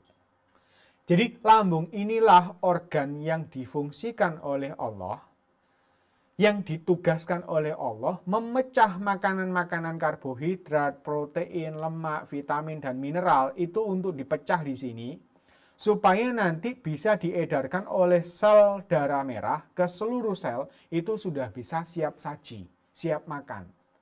Dan senyawa penting yang ada di lambung kita untuk berfungsi memecah makanan, kalau di dapur ini yang mematangkan itu adalah api, maka di lambung kita yang mematangkan atau memasak makanan tadi itu adalah asam lambung, atau biasa dikenal dengan HCl. Asam lambung ini adalah asam yang sangat pekat ya, pH-nya itu 1-3 ya. Yang ini luar biasa kuat, lebih kuat daripada air aki. Air aki saja yang terkenal dengan H2SO4 itu hanya 1/4 kekuatannya daripada HCl. Karena apa? Karena Allah memerintahkan lambung dalam waktu 3-5 jam. Semua makanan yang masuk ke lambung itu harus selesai. Harus semuanya dicerna, nanti yang sudah tercerna bisa diserap di bawah oleh darah, kalau sisanya bisa dikeluarkan ke feses. Gitu ya. Oke, ditangkap dulu ya. Nah, disinilah saya coba untuk membikinkan diagramnya, siklus energi di dalam tubuh, nutrisi tadi. Jadi kalau kita makan pecel nih Bapak Ibu, pecel ini lumayan lengkap ya. Karena dia ada nasi karbohidratnya, kemudian ada lemak dari kacang-kacangannya ya, bumbunya, kemudian ada protein dari kacang juga ada, kemudian dari telur, tempe, kemudian daging gitu ya. Nah, itu juga ada lemak dan proteinnya gitu ya. Termasuk serundengnya kalau ditambah serundeng ya. Kemudian juga bumbu-bumbunya juga ada vitamin dan mineralnya juga. Lengkap ya. Jadi makan pecel gitu ya. Ketika kita makan pecel, gitu ya, maka yang terjadi yang pertama adalah di mulut kita nih Bapak Ibu. Di mulut kita ini dikunyah, ya. Nah, fungsinya gigi-gigi dan mulut kita ini adalah fungsinya itu dari makanan yang gede tadi. Itu lumayan dipotong-potong dulu supaya jadi kecil-kecil. Ya. Ibaratnya batu besar dipotong dulu kecil-kecil, baru nanti masuk ke sini, gitu ya. Nah, di sini pun sebenarnya di mulut ini ada enzimatik juga oleh petialin. Nah, petialin ini berusaha mengubah sebagian dari karbohidrat menjadi glukosa juga. Jadi proses pencernaan atau perubahan karbohidrat itu sudah bisa dimulai melalui mulut kita. Kemudian turun sampai masuk ke lambung. Di lambung inilah terjadi proses pemecahan satu karbohidrat menjadi glukosa, kemudian protein juga dipecah-pecah menjadi asam amino. Sedangkan lemaknya, Bapak Ibu, lemak ini tidak dicerna di sini, tapi dia nanti akan dibungkus oleh protein menjadi lipoprotein. Kenapa kok Allah menciptakan skema seperti ini? Karena lemak ini nggak larut dalam darah. Dia harus dibungkus dulu oleh selaput protein ya, seperti kue klepon lah, gitu ya. Dalemannya itu lemak, nanti luarannya itu adalah protein yang bisa larut dalam darah. Kemudian setelah dicerna, proses pencernaan katakanlah 4 jam di lambung sini, setelah selesai, kemudian proses berlanjut ya. Nah nanti karena di lambung itu asam tinggi, ya, asam pekat, maka kemudian ada empedu yang mengeluarkan garam empedu atau basa empedu untuk menetralisir pH makanan tersebut. Supaya nanti begitu masuk ke usus 12 jari dan usus halus, itu sudah pH-nya netral. Kemudian di usus halus inilah terjadi penyerapan. Gitu ya. Jadi penyerapan makanan inilah gerbang pintu dari alam di luar sel menuju ke alam sel nih Bapak Ibu. Nah setelah itu baru dibawalah ke sel-sel darah merah kita. Diedarkanlah ke seluruh tubuh melalui jaringan pembuluh darah. Nah, nanti ada cabang-cabangnya ya, sampai ke yang kecil-kecil sampai menyentuh sel-sel yang ada di dalam tubuh kita. Oke, sekilas saja. Nah, nanti setelah sel darah merah ini membawa makanan, itu dia akan mengetuk pintunya sel. Tok, tok, tok, sel-sel, ini ada glukosa, lu mau nggak?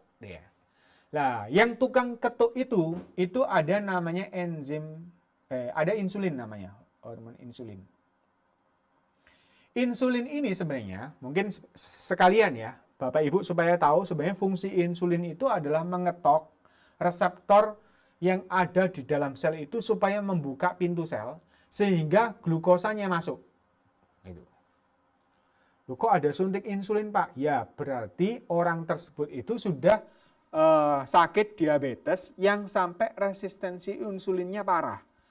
Sehingga pankreasnya yang selama ini memproduksi insulin normal dipecuti dengan obat ya dari dokter supaya menghasilkan insulin banyak sampai akhirnya pankreasnya nggak bisa memproduksi insulin. Makanya harus disuntik insulin dari luar ya supaya tadi bisa mengetuk sel ini. Apakah sembuh? Ternyata tidak. Karena itu yang diselesaikan bukan akar permasalahannya, tetapi tadi simptomnya, gitu ya. Oke, itu kita bahas lebih lanjut, gitu ya. Nah, ini dari sinilah kemudian sel itu masuklah glukosa, masuklah asam lemak atau gliserol atau mungkin keton, kemudian asam aminonya, kemudian ion vitamin dan mineralnya masuk dan disinilah nanti di mitokondria itu diproses lagi, dimasak. Ternyata sel itu juga punya dapur. Kalau tadi tubuh kita dapurnya itu adalah lambung, kalau di sel itu namanya mitokondria. Ya, dia yang mengolah lagi glukosa ini supaya jadi ATP, adenosin trifosfat, dipakai untuk energi sel. Nah, sebagian nanti dari sisa-sisa makanan akan dikeluarkan melalui feses dan juga sebagian cairan nanti juga dikeluarkan melalui urin. Gitu ya. Oke, itu journey kita ya. Saya nggak lebih dalam, sebenarnya jalurnya juga cukup rumit ya. Oke, nah problemnya Bapak Ibu teman-teman semua, sejak kita dulu kecil atau mungkin remaja lah paling tidak, sekolah SMP, SMA ya, bahkan sampai kuliah gitu ya, kita ini punya kebiasaan yang kurang baik ya, dengan menetralkan asam lambung kita, dengan alasan apapun. Biasanya alasannya itu adalah karena asam lambung berlebih, sakit mah, GERD gitu ya, perih banget mas gitu ya. Jadi lambung ini sebenarnya sakit lambung itu banyak macamnya ya Bapak Ibu dan teman-teman. Ketika kita merasa perih itu berarti ada luka di lambung kita. Kalau itu perih. Kalau cuma sekedar mual itu berarti ya memang banyak asam lambung berlebih. Atau kalau misalnya GERD itu berarti asam lambung yang dia itu sampai naik Bapak Ibu. Karena katupnya itu sudah longgar gitu ya. Sehingga naik, makanya kenapa kok rasanya itu panas. Mungkin kalau teman-teman pernah merasakan gitu ya, agak panas waktu glegeken ya, itu berarti asam lambungnya itu naik. Nah, itu biasa dikenal dengan GERD gitu ya. Nah, yang terjadi selama ini di masyarakat kita itu sudah menjadi kebiasaan kalau sakit lambung itu dinetralkan dengan obat antasid gitu ya. Yang pH-nya tinggi sehingga menetralkan asam lambung. Memang pada saat dinetralkan akhirnya apa? Rasa perihnya reda. Kemudian mualnya juga reda, nyaman rasanya. Tetapi apa yang terjadi Bapak Ibu? Ketika pH-nya dinaikkan ya, menjadi netral, ya, yang terjadi apa? Luka lambungnya tidak tertangani, ya. Kita hanya mengalami sensasi nyaman. Yang parah Bapak Ibu, pemecahan makanan yang terjadi di dalam lambung ini terganggu dan bisa gagal total. Makanya di kuliah konsep Karnus itu ada praktikumnya. Yang praktikum itu membuktikan bahwa kalau misalnya nasi dimasukkan ke HCl, kemudian daging, kemudian ada telur dan macam-macam gitu ya. Itu ketika dikasih antasid, atau antasid ini bisa juga sekarang ini tren ada air alkali nih. Air alkali itu apa sih? Air basah, air yang pH-nya tinggi. Bahkan ada yang pH-nya sampai 10 nih teman-teman. Gitu ya. Nah kalau itu diminum untuk minuman sehari-hari Bapak Ibu, akhirnya apa? Lambung kita tidak beroperasi dan tidak berjalan dengan baik. Artinya apa? Makanan yang kita makan akhirnya ya keluar ke feses aja gitu ya. Nah, biasanya kalau misalnya yang terjadi di protein itu ciri-ciri yang sederhana, biasanya feses kita itu bau. Dan itu adalah dari golongan protein. Ya. Padahal protein ini dipakai nanti di pembuluh darah pada saat memotong lemak menjadi asam lemak dan gliserol. Ya. Nah inilah yang terjadi Bapak Ibu. Lambung bermasalah, nutrisi sel tidak tersedia, sel kelaparan, akhirnya fungsi organnya jadi menurun karena selnya ini nggak bisa bekerja dengan baik. Akhirnya muncullah keluhan-keluhan penyakit degeneratif. Artinya mengalami degeneratif organ-organ tubuh kita. Nah, contohnya apa ya? Termasuk MAH, GERD, hipertensi, stroke, gagal ginjal dan macam-macam, saraf kejepit, osteoporosis, osteoartritis. Ini berarti nutrisi sel ke tulang berkurang, ke sendi berkurang, juga kepikunan, penuaan dini dan lain-lain. Coba saya balik lagi ke diagram ini, teman-teman, Bapak Ibu semua. Saat lambung kita dinetralkan, apa yang terjadi? Yang ada di pembuluh darah ini adalah banyak lemak yang tidak dipecah menjadi asam lemak karena nggak ada pemotongnya. Karena pemotongnya itu adalah asam amino, dari asam amino yang membentuk lipase. Akhirnya ngendon di pembuluh darah.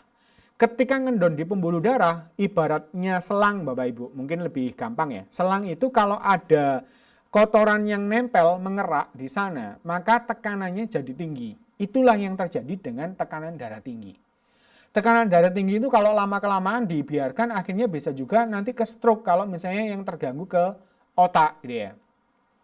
Makanya kemudian sampai akhirnya lemak itu juga mengumpul sampai menutupi dinding sel tadi, menjadikan sel ini budek dari insulin. Makanya terjadi resistensi insulin. Akhirnya terjadilah diabetes. Ya. Kemudian yang lebih parah lagi, karena empedu tadi itu menghasilkan garam empedu yang harusnya katakanlah 40 mg gitu ya. Akhirnya karena sudah dinetralkan, keluarnya cuma 10 mili. Akhirnya ada tandonan 30, tandonan lagi, akhirnya mengeras jadi batu empedu. Harus dioperasi, dia, harus dilaser, dia. Dan seterusnya, dia. Nah, inilah yang terjadi ketika kita menetralkan asam lambung. Makanya di konsep Karnus itu sangat concern terhadap lambung ini karena dia adalah ibu dari macam-macam penyakit. Kalau dulu di masyarakat terkenal bahwa diabetes ini adalah ibunya penyakit, kalau di konsep Karnus, oke lah kalau dikatakan itu ibunya penyakit, mbahnya penyakit itu adalah penetralan asam lambung. Gitu ya. Sakit MAH tadi. Gitu ya. Nah, cuman kalau kita menjadikan ya sakit MAH ini sebagai ibu dari berbagai macam penyakit karena merantaknya ke sana tadi. Lah lebih parah lagi, kita coba sekilas masuk ke sini. Kalau nutrisi sel tadi tidak tersedia dengan cukup, maka bisa mengganggu proses regenerasi sel. Jadi sel itu membelah nih Bapak Ibu.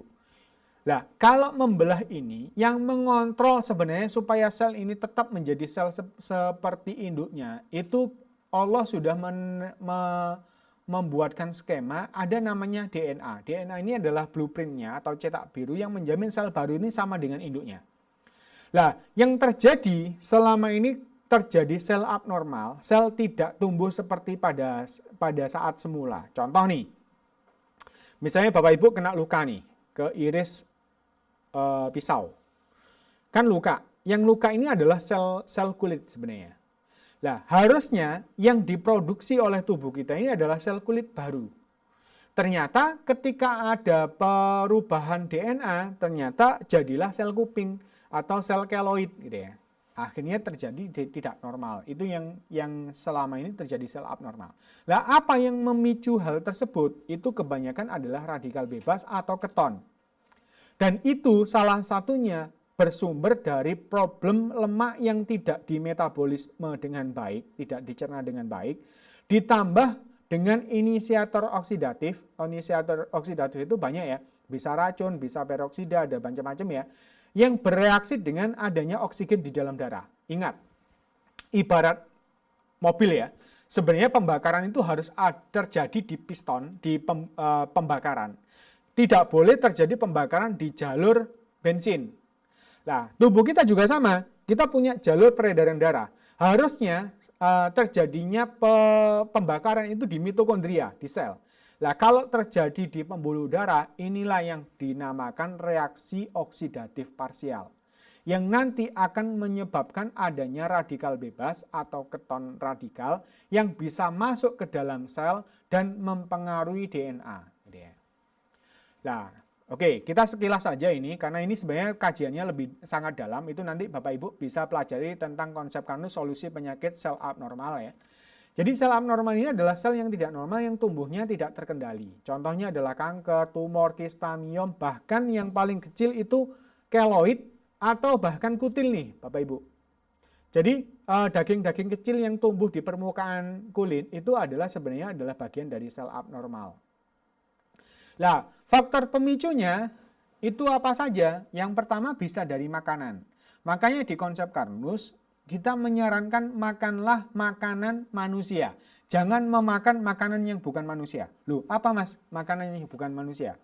Yakni makanan sintetis yang dibikin dengan teknologi atau kepandaian manusia. Contoh, Bapak Ibu kalau makan durian, itu sama nggak dengan rasa durian?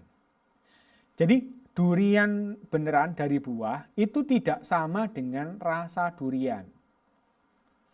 Ayam sama rasa ayam itu juga tidak sama. Ya. Makanya kalau misalnya makan mie instan, sebenarnya yang paling berbahaya itu bukan mie-nya, tetapi rasanya. Karena mie sekarang itu kan banyak rasa ayam, rasa soto, rasa bakso, gitu ya. Itu bukan ayam betulan dan itu adalah flavoring. Termasuk rasa stroberi, rasa macam-macam ya, ada di makanan kita itu. Nah, ini itu akan sangat membahayakan karena tidak bisa diproses oleh tubuh kita. Termasuk ada juga yang makanan yang dimodifikasi dari lemak. Contohnya adalah margarin. Contohnya lagi kalau misalnya di minuman itu creamer. Ya, creamer itu diproses dari minyak sawit yang dihidrogenasi, akhirnya membentuk creamer. Creamer itu akhirnya kan berbentuk serbuk. Hasilnya minyak itu cair gitu ya. Dan itu kalau misalnya sudah jadi struktur molekulnya itu beda sama lemak pada umumnya. Lemak saja harus dipotong oleh lipase, apalagi yang sudah dihidrogenasi. Pakai lipase pun nggak bisa pecah. Makanya inilah yang bisa memicu terjadinya tadi sel abnormal. Kemudian kosmetik. Kosmetik itu juga banyak ya. Selain mungkin timbal ataupun macam-macam yang di sana, meskipun kosmetik ini berbahan dasar alami, tetapi kalau dia menyalahi kodrat sang pencipta bahwa tubuh kita itu sebenarnya punya pigmen, itu adalah tabir surya alami.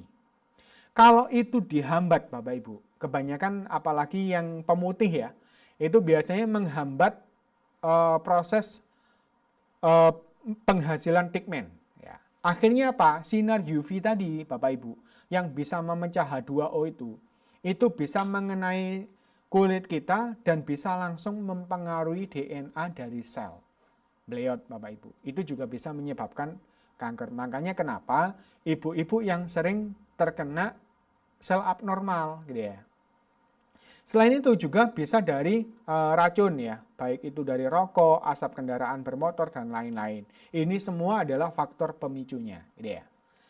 Oke, kita lanjut ya, sekilas saja. Nah, penanganan sel abnormal selama ini seperti kanker, miom, dan semacamnya itu adalah operasi, kemoterapi baik injek maupun oral, radiasi, terapi hormon atau terapi biologis. Akibatnya apa? Mual, muntah, rambut rontok, kulit kering, keriput, wajah kusam, dan semacamnya. Termasuk nyeri juga.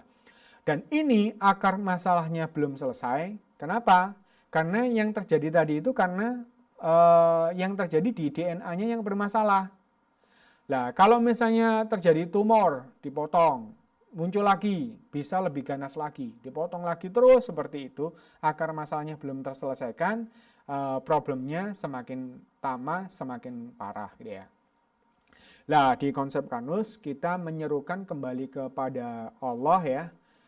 Di sini yang diambil oleh konsep Karnus itu adalah segala penyakit berasal dari al-barodah. Al-barodah ini artinya adalah jeleknya pencernaan makanan. Dalam artian tadi itu adalah lambung kita, gitu ya. Jadi karena Allah tidak menurunkan penyakit kecuali juga menurunkan obatnya, sebenarnya sistem tubuh kita ini sudah bisa merecovery diri sendiri ketika memang semuanya berjalan sesuai dengan algoritma Sang Pencipta.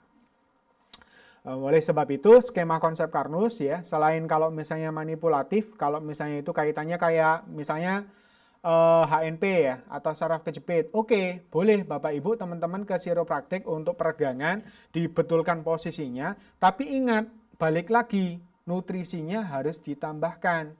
Kalau nggak ada nutrisinya ya percuma juga, ya. Itu kalau kaitannya dengan HNP, sama dengan osteoporosis, osteoartritis, atau mungkin juga tadi misalnya terjadi gangren dan macam-macam. Itu gangren itu adalah kematian sel. Makanya di konsep Karnus, cara cerdasnya apa? Perbaikilah akar problemnya, yakni lambungnya nih Bapak Ibu. Pertama, lapisi luka lambung dengan pati resisten yang bertindak sebagai mukosa lambung. Kedua, beri asupan nutrisi sel berupa asam aminoglisin, prolin, hidroksipolin, dan arginin. Dan ini sederhananya itu ada di kolagen tipe 3. Kolagen sapi ya. Karena kalau kolagen ikan itu kurang pas kalau dipakai untuk organ dalam. Gitu ya. Kalau kolagen sapi ini sangat bagus ya. Ada penelitian lebih cocok daripada yang lain. Gitu ya. Kemudian hindari penetralan asam lambung baik dengan obat mah maupun air alkali. Gitu ya. Kemudian sempurnakan skema untuk melindungi DNA kita, tangkap inisiator oksidatif dengan ikatan kompleks. Ikatan kompleks ini yang tidak dimiliki di antioksidan lain. Kalau antioksidan hanya menetralkan radikal bebas, kalau ikatan kompleks ini bisa menangkap inisiatornya atau provokatornya. Dan ini rahasianya adalah perpaduan dari taninnya green tea dengan kolagen. Ini membentuk ikatan kompleks gitu ya. Kemudian sama ya, perbaiki lambung agar lemak dalam darah terkontrol dan tidak berlebih. Kemudian dengan kondisi lambung yang sehat, maka semua sel dapat nutrisi sel sehingga mampu membunuh semua virus. Dan di konsep Karnus kita selain mengenalkan skemanya, kita juga berbasis nutrisi. Nah, ini adalah beberapa testimoni. Bu Siswati ini lepas dari suntik insulin dengan konsep Karnus dan produk nutrisinya AG-Cereal dan Al-Ghati. Kemudian ini Pak Tumino yang punya gangren, tidak main-main, bukan di kaki tapi di punggung nih teman-teman. Coba bayangkan, kalau di kaki bisa dipotong, tapi kalau di punggung gimana potongnya gitu ya. Alhamdulillah Pak Tumino menerapkan konsep Karnus dengan produk nutrisi juga, gangren di punggungnya menutup dan sembuh gitu ya. Kemudian juga ini Ustadz Jawari gitu ya, beliau kena stroke ya. Dan alhamdulillah dengan menerapkan konsep Karnus juga beliau sembuh. Kemudian Pak Garjito ini kena kanker ya, plus diabetes ya. Kemudian menerapkan konsep Karnus juga alhamdulillah sembuh ya. Kemudian Pak Kamijo, ya ini di Jawa Tengah ya, beliau komplikasi ya, kena kanker pankreas, gula darahnya juga tinggi, asam urat, sama ada masalah juga di paru-paru, sampai dari rumah sakit sudah disuruh pulang karena sudah nggak ada harapan. Kebetulan alhamdulillah di rumah sakit itu ketemu sama pendekar, gitu ya. Kemudian dirawatlah dengan konsep Karnus, dengan nutrisi Karnus, alhamdulillah sembuh. Bahkan terakhir saya waktu berkunjung ke rumah beliau, gitu ya, semakin segar, semakin fresh, bahkan banyak menolong tetangga-tetangganya, ini di pelosok banget ya, yang sakit diabetes dan macam-macam dan juga mengalami kesembuhan yang bagus, gitu ya.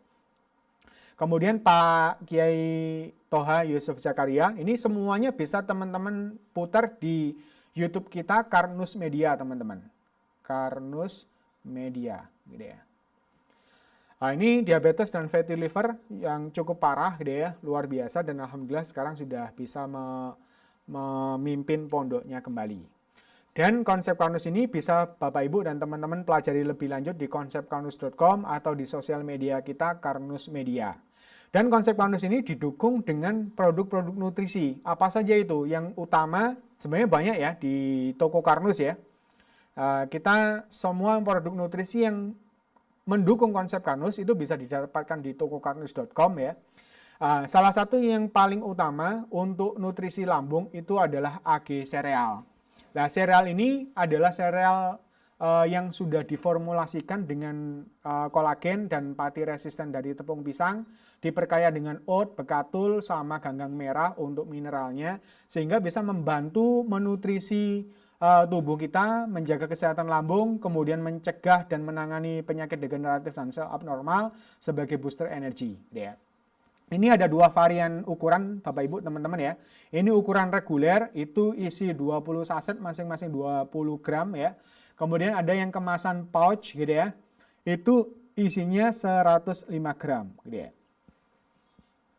Kemudian yang kedua, Algati, ini juga gandengannya AG sereal tadi ya. Kalau ini adalah minuman teh hijau serbuk yang tinggi antioksidan, karena bentuknya serbuk ini bisa 3 kali lebih tinggi daripada yang ekstrak. Bahkan green tea ini terkenal antioksidan tertinggi di kalangan semuanya. Nah, diperkaya dengan kolagen dan rosella ini membentuk tadi yang ikatan kompleks.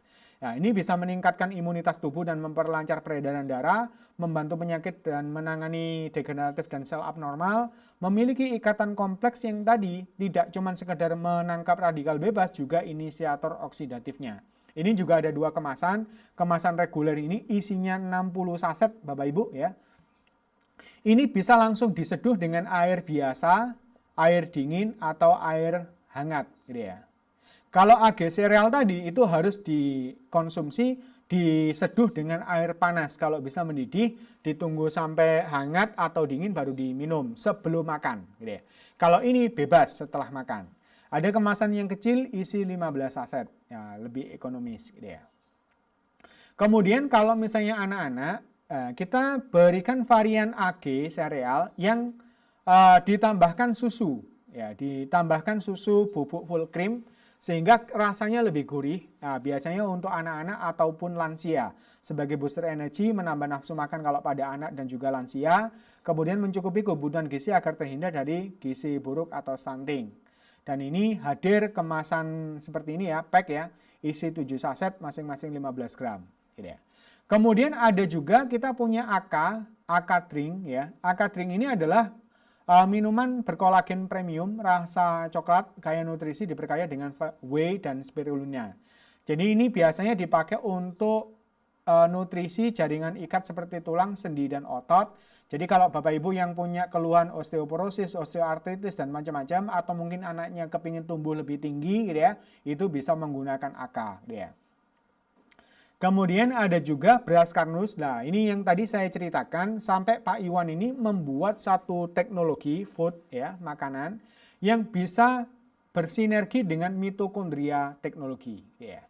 Nah, mitokondria teknologi ini dalam menghasilkan ATP itu ada situs CLEP yang itu membutuhkan ada satu senyawa yang ini sudah dilengkapi oleh Pak Iwan di beras Karnus.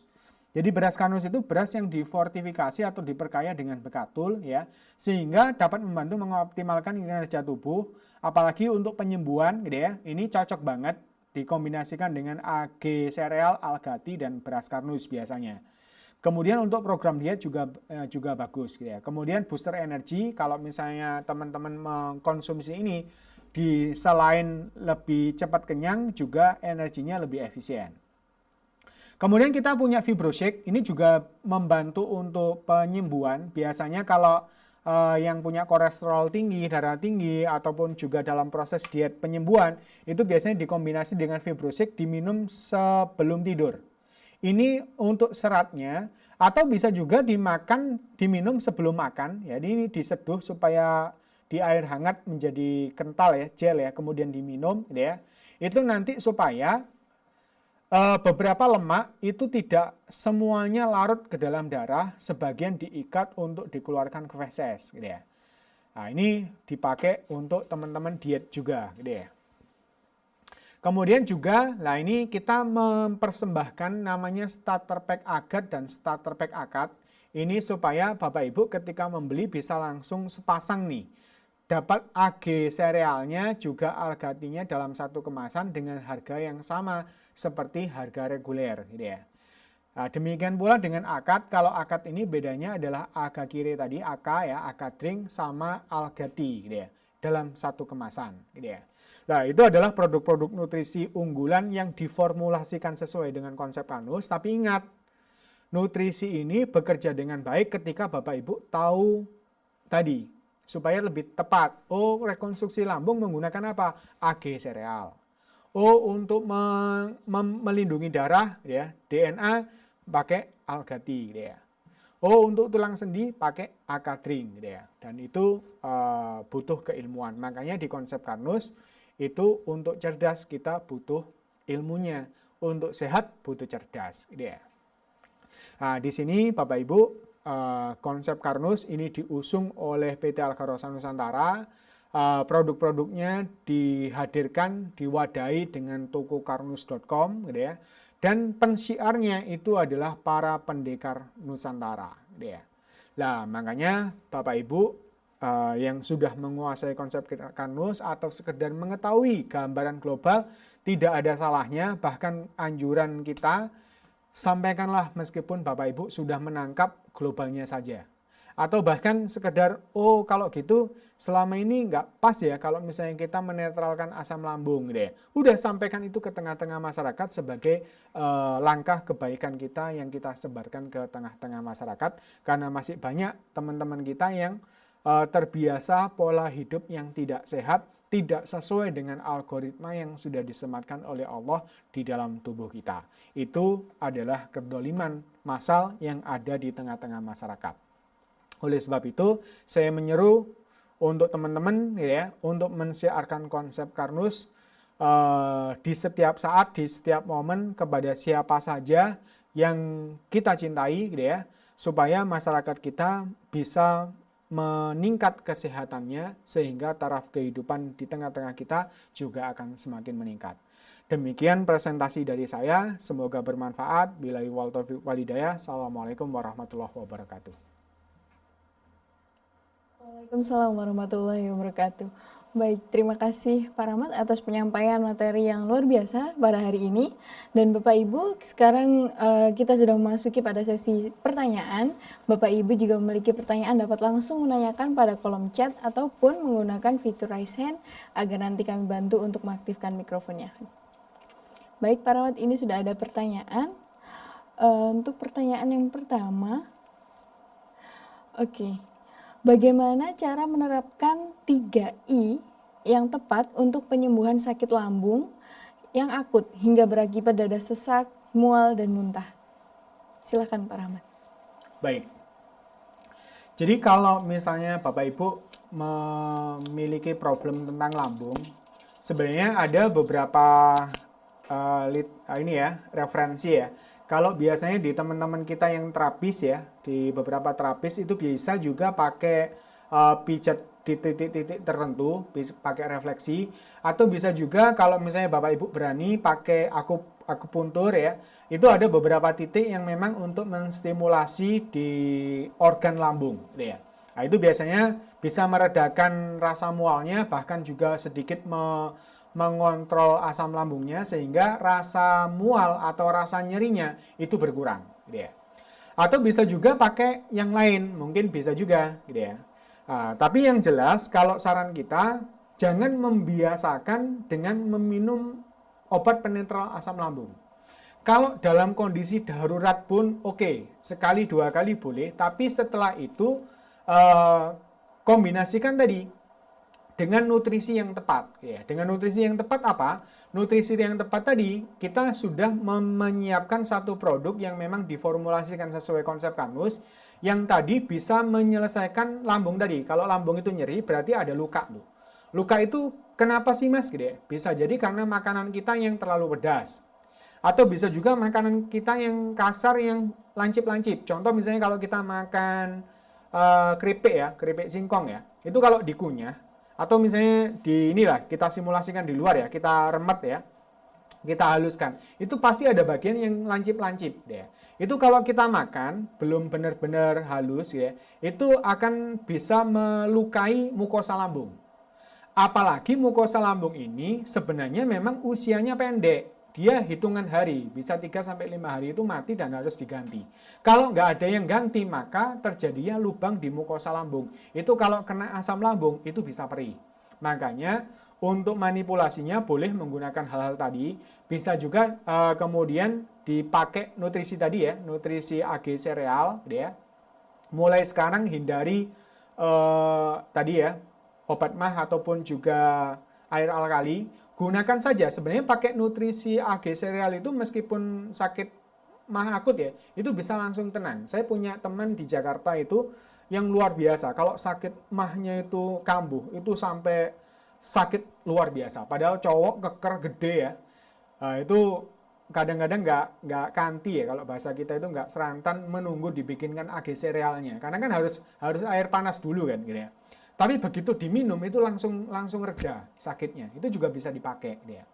Nah, kemudian kita juga kadang-kadang asam lambung itu juga dipicu oleh pikiran gitu ya. Makanya Bapak Ibu bisa juga belajarlah mulai mengkondisikan pikiran dan emosi.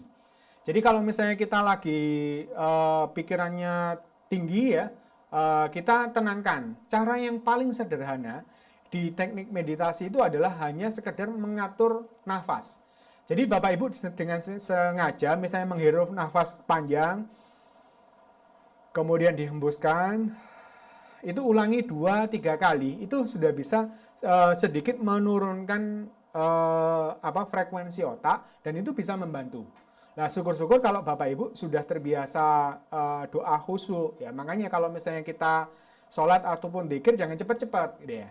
Jadi nikmati momentum itu, nah itu adalah mekanisme sebenarnya recovery secara alamiah. Nah, kalau teman-teman muslim enak loh, sebenarnya sudah ada 5 waktu gitu ya. Kalau mungkin non muslim juga bisa dibiasakan sebelum tidur atau setelah bangun tidur gitu ya, atau mungkin siang waktu istirahat meditasi sebentar, itu juga bisa digunakan gitu ya. Jadi manipulasinya bisa pakai yang aman dengan cara refleksi, atau mungkin mulai belajar lah, titik mana sih yang lambung, ya itu bisa dipakai.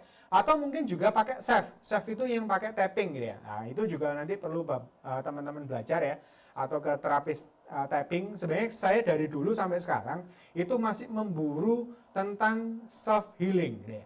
Jadi saya itu mempelajari tentang belajar berbagai jenis ilmu tadi itu, saya kepingin menemukan yang bisa dilakukan diri sendiri supaya nggak pergi ke terapis, maksud saya itu seperti itu. Nah itu bisa dipakai self hipnosis gitu ya, atau self ya pakai tapping, atau mungkin juga refleksi sendiri gitu ya, yang di tangan atau yang di kaki itu juga bisa dipakai untuk manipulasinya. Nutrisinya pakai AG sereal, kemudian atur stres kita dengan baik. Sebenarnya stres itu nggak perlu dihindari, cuman perlu dikontrol Bapak Ibu.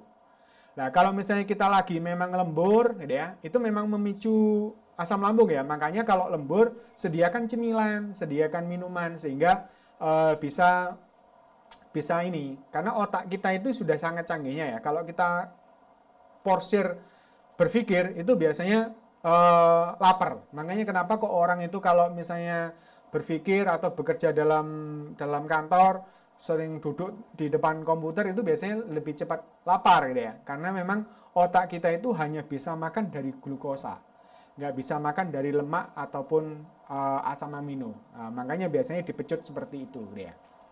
Jadi itu ya. Jadi kombinasi 3I-nya itu manipulasinya cari yang aman ya. Bisa pakai refleksi, bisa pakai tapping, bisa pakai apa saja ya.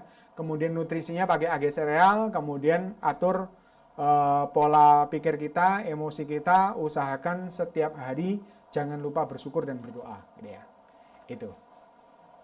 Baik, terima kasih Pak Rahmat untuk penjelasannya. Untuk pertanyaan selanjutnya Pak, penerapan 3I ini apakah bisa diterapkan untuk penanganan segala penyakit atau mungkin khusus untuk beberapa penyakit saja Pak? Oke. Jadi pertanyaan yang sangat baik ya. Jadi sebenarnya ini adalah rangkuman sih. Selama ini kalau saya lihat ada 3 kelompok penyembuhan ya. Itu bisa dipakai untuk kasus yang sesuai. Contoh nih, kalau misalnya kita itu terjadi kasus HNP atau saraf kejepit, kalau hanya dikasih nutrisi saja itu lambat banget. Karena sudah kadung terjadi posisi yang nggak sempurna. Atau contoh kasus saya tadi, misalnya ketika kecelakaan kemudian terjadi pergeseran tulang, maka dari itu hanya dikasih nutrisi saja itu masih sangat lambat. Bahkan bisa jadi tidak bisa membantu lebih. Makanya dibutuhkan manipulasi dengan apa? Ke sangkal potong atau ke orang-orang yang memang ahli reposisi tulang, gitu. Nah, itu atau fisioterapi ya, supaya dibenarkan posisinya, kemudian baru dikasih nutrisinya. Itu. Terus contoh lagi kayak tadi, kalau misalnya kaitannya terhadap sakit-sakit organ dalam yang menyebabkan nyeri, kalau hanya sekedar untuk disugesti atau mungkin dihilangkan rasa nyerinya, itu kurang bijak. Makanya harus dikombinasi. Nah, dikombinasi dengan apa? Oh, problemnya apa dulu nih? Kemudian dikasihlah sesuai dengan yang dibutuhkan. Nah, ada yang memang butuh ketiganya, ada yang butuh cukup 2 atau 1 bagian saja, atau ya ini sesuai dengan kasusnya masing-masing, ya, kasusnya masing-masing. Nah, yang saya tekankan di sini memang lebih baik kalau misalnya bisa ditangani dengan 3 teknik penyembuhan ini, itu biasanya lebih optimal. Makanya para medis di luar negeri itu banyak yang mengkombinasikan dengan pengobatan alternatif atau komplementer. Ya. Bahkan sekarang di Indonesia pun juga banyak para dokter yang belajar akupuntur, belajar hipnoterapi, karena memang bisa membuat tenang, rileks konsumennya. Ya. Karena meditasi ini kan kadang-kadang sebenarnya kayak hipnosis itu kan sebenarnya membantu dia untuk menenangkan diri, kemudian disugesti supaya lebih baik, gitu ya. Nah, ada sih pengalaman saya yang dulu tanpa manipulasi, tanpa nutrisi, cukup dengan afirmasi. Itu ketika saya dulu sakit alergi. Saya dulu nggak bisa kena dingin, kena asap, kena debu. Jadi orang rokokan di ruang sebelah itu sudah sensitif sekali, langsung sesek saya, gitu ya. Nah, waktu itu saya pakai afirmasi. Afirmasi itu juga bagian dari self hypnosis ya. Itu saya afirmasi, tubuh saya semakin hari semakin kuat, tahan terhadap debu, asap dan semacamnya, gitu ya. Itu saya menjalankan 3 bulan. Alhamdulillah saya tes, saya berkumpul dengan orang-orang perokok. Ini bukan berarti saya menantang ya, tapi mencoba untuk tes itu bisa. Bahkan saya juga pernah pakai terapi mesmerism, ya. Mesmerism itu hanya dibuat seperti ini ya, cuman dikibas-kibaskan gitu ya. Itu langsung setelah terapi langsung minum es ya. Padahal biasanya kalau minum es itu langsung bersin-bersin ya, langsung beler ya. Itu kuat gitu ya. Nah, makanya semua kekuatan itu, baik kekuatan manipulatif, kekuatan nutrisi maupun kekuatan meditasi, kalau kita bisa kombinasikan dengan baik, itu bisa mempercepat penyembuhan. Bahkan kalau di dunia kedokteran itu ada istilah efek placebo ya. Jadi orang itu tingkat kesembuhannya meningkat drastis itu ketika mengalami keyakinan. Jadi kalau orang itu sudah putus harapan, apalagi nggak yakin bahwa sakit itu bisa sembuh. Nah ini kadang-kadang di tengah masyarakat itu butuh terapi itu teman-teman. Karena banyak di tengah-tengah masyarakat diabetes itu nggak bisa sembuh. Hipertensi itu nggak bisa sembuh, harus minum obat sampai akhir hayat. Nah, di konsep Karnus kita mendudukkan ternyata sebenarnya kalau kita ketemu akar permasalahannya itu bisa kok, gitu ya. Nah, itu bisa dikombinasikan dengan afirmasi, sugesti, kemudian nutrisi yang tepat, insya Allah penanganan itu juga bisa sembuh. Bahkan kanker saja, lupus saja itu bisa sembuh kok dengan terapis kita ya, yang mengkombinasikan manipulasinya, akupuntur, akupressure, dengan nutrisi Karnus itu juga bisa mengalami kesembuhan. Dan ini sudah semakin banyak masyarakat yang terbantu penyembuhannya dengan penyakit-penyakit degeneratif maupun sel abnormal dengan konsep ini, ya, konsep Karnus. Jadi konsep Karnus itu berusaha untuk mendudukkan kita memang memerlukan semuanya itu, tapi dengan porsi yang tepat, gitu ya. Nah, contoh nih bekam. Bekam ini bagus banget gitu ya. Karena ketika setelah dibekam enteng kita. Tapi kalau terjadi permasalahan di pembuluh darah itu karena lambungnya bermasalah, ya kita harus tiap seminggu sekali bekam. Nah, itu nanti kasihan di sumsum tulang belakang karena kalau kita dibekam, darahnya berkurang, maka otak itu memerintahkan sumsum tulang belakang itu untuk memproduksi darah merah. Nah, itu kalau terus-terusan dibekam, ya kasihan itu tulang belakang kita, terforsir lah dia. Makanya kita harus bijak kapan menggunakan hal itu, dosisnya berapa dan seterusnya, itu juga harus bisa dikombinasikan secara sempurna dia. Itu penjelasan saya. Baik, terima kasih banyak Pak Rahmat atas penjelasannya. Untuk pertanyaan terakhir Pak, ini ada beberapa orang yang biasanya tidak merasakan sakit lambung, namun sekarang menderita atau mengidap penyakit hipertensi dan diabetes, padahal sebelumnya tidak merasakan penyakit lambung gitu Pak. Dan sedangkan tadi dijelaskan bahwa ibu dari penyakit adalah penyakit lambung. Nah, bagaimana Pak Rahmat? Oke, baik. Ini pertanyaan yang sangat menarik dan sering juga ditanyakan, atau bahkan teman-teman kadang-kadang nggak bertanya langsung memutuskan, wah nggak bener itu, gitu ya. Buktinya lambungku nggak masalah, gitu ya. Sebenarnya lambung bermasalah ataukah tidak, itu tidak bisa serta-merta dilihat dari rasanya, rasa mual atau rasa perihnya.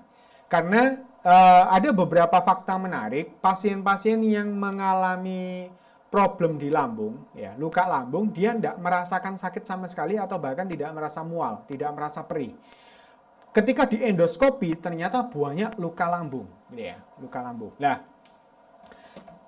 itu satu fakta ini. Fakta ada dokter endoskopi yang mengemukakan bahwa ternyata ada beberapa masyarakat yang lambungnya luka tapi dia tidak merasakan apa-apa. Itu sama seperti gini Bapak Ibu. Rasa sakit dan tidak itu tergantung sensitivitas dari saraf kita. Contoh, kita dicubit gini mungkin kalau nggak terbiasa dicubit, rasa sakit. Tapi kalau sudah terbiasa, nggak kerasa gitu ya. Atau kena misalnya jari telapak kaki kita. Kalau nggak biasa jalan di kerikil-kerikil tajam, mungkin terasa sakit. Tapi bagi sebagian orang nggak terasa apa-apa. Nah, itu contoh bahwa sebenarnya setiap orang itu punya kadar kekuatan menahan rasa sakit atau tidak merasakan rasa sakit itu.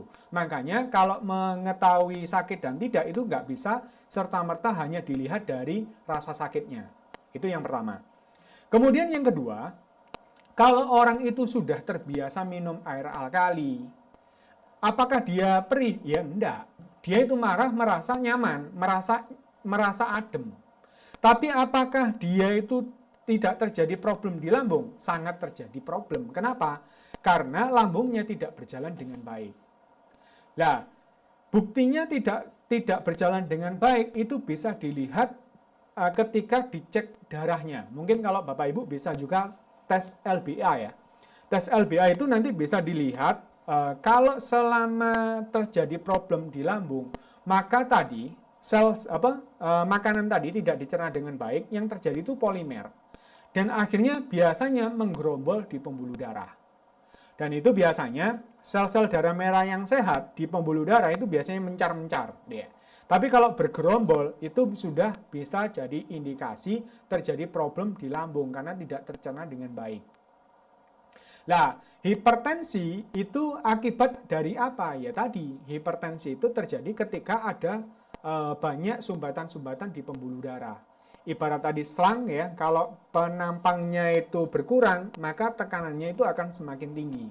Nah, makanya kenapa kalau orang hipertensi atau bahkan lebih dari itu ya, itu di konsep Kanus itu bisa menyatakan bahwa terjadi problem di pencernaannya. Karena tidak mungkin sesuatu ada di saluran pembuluh darah kalau tidak melalui melalui usus halus dan lambung.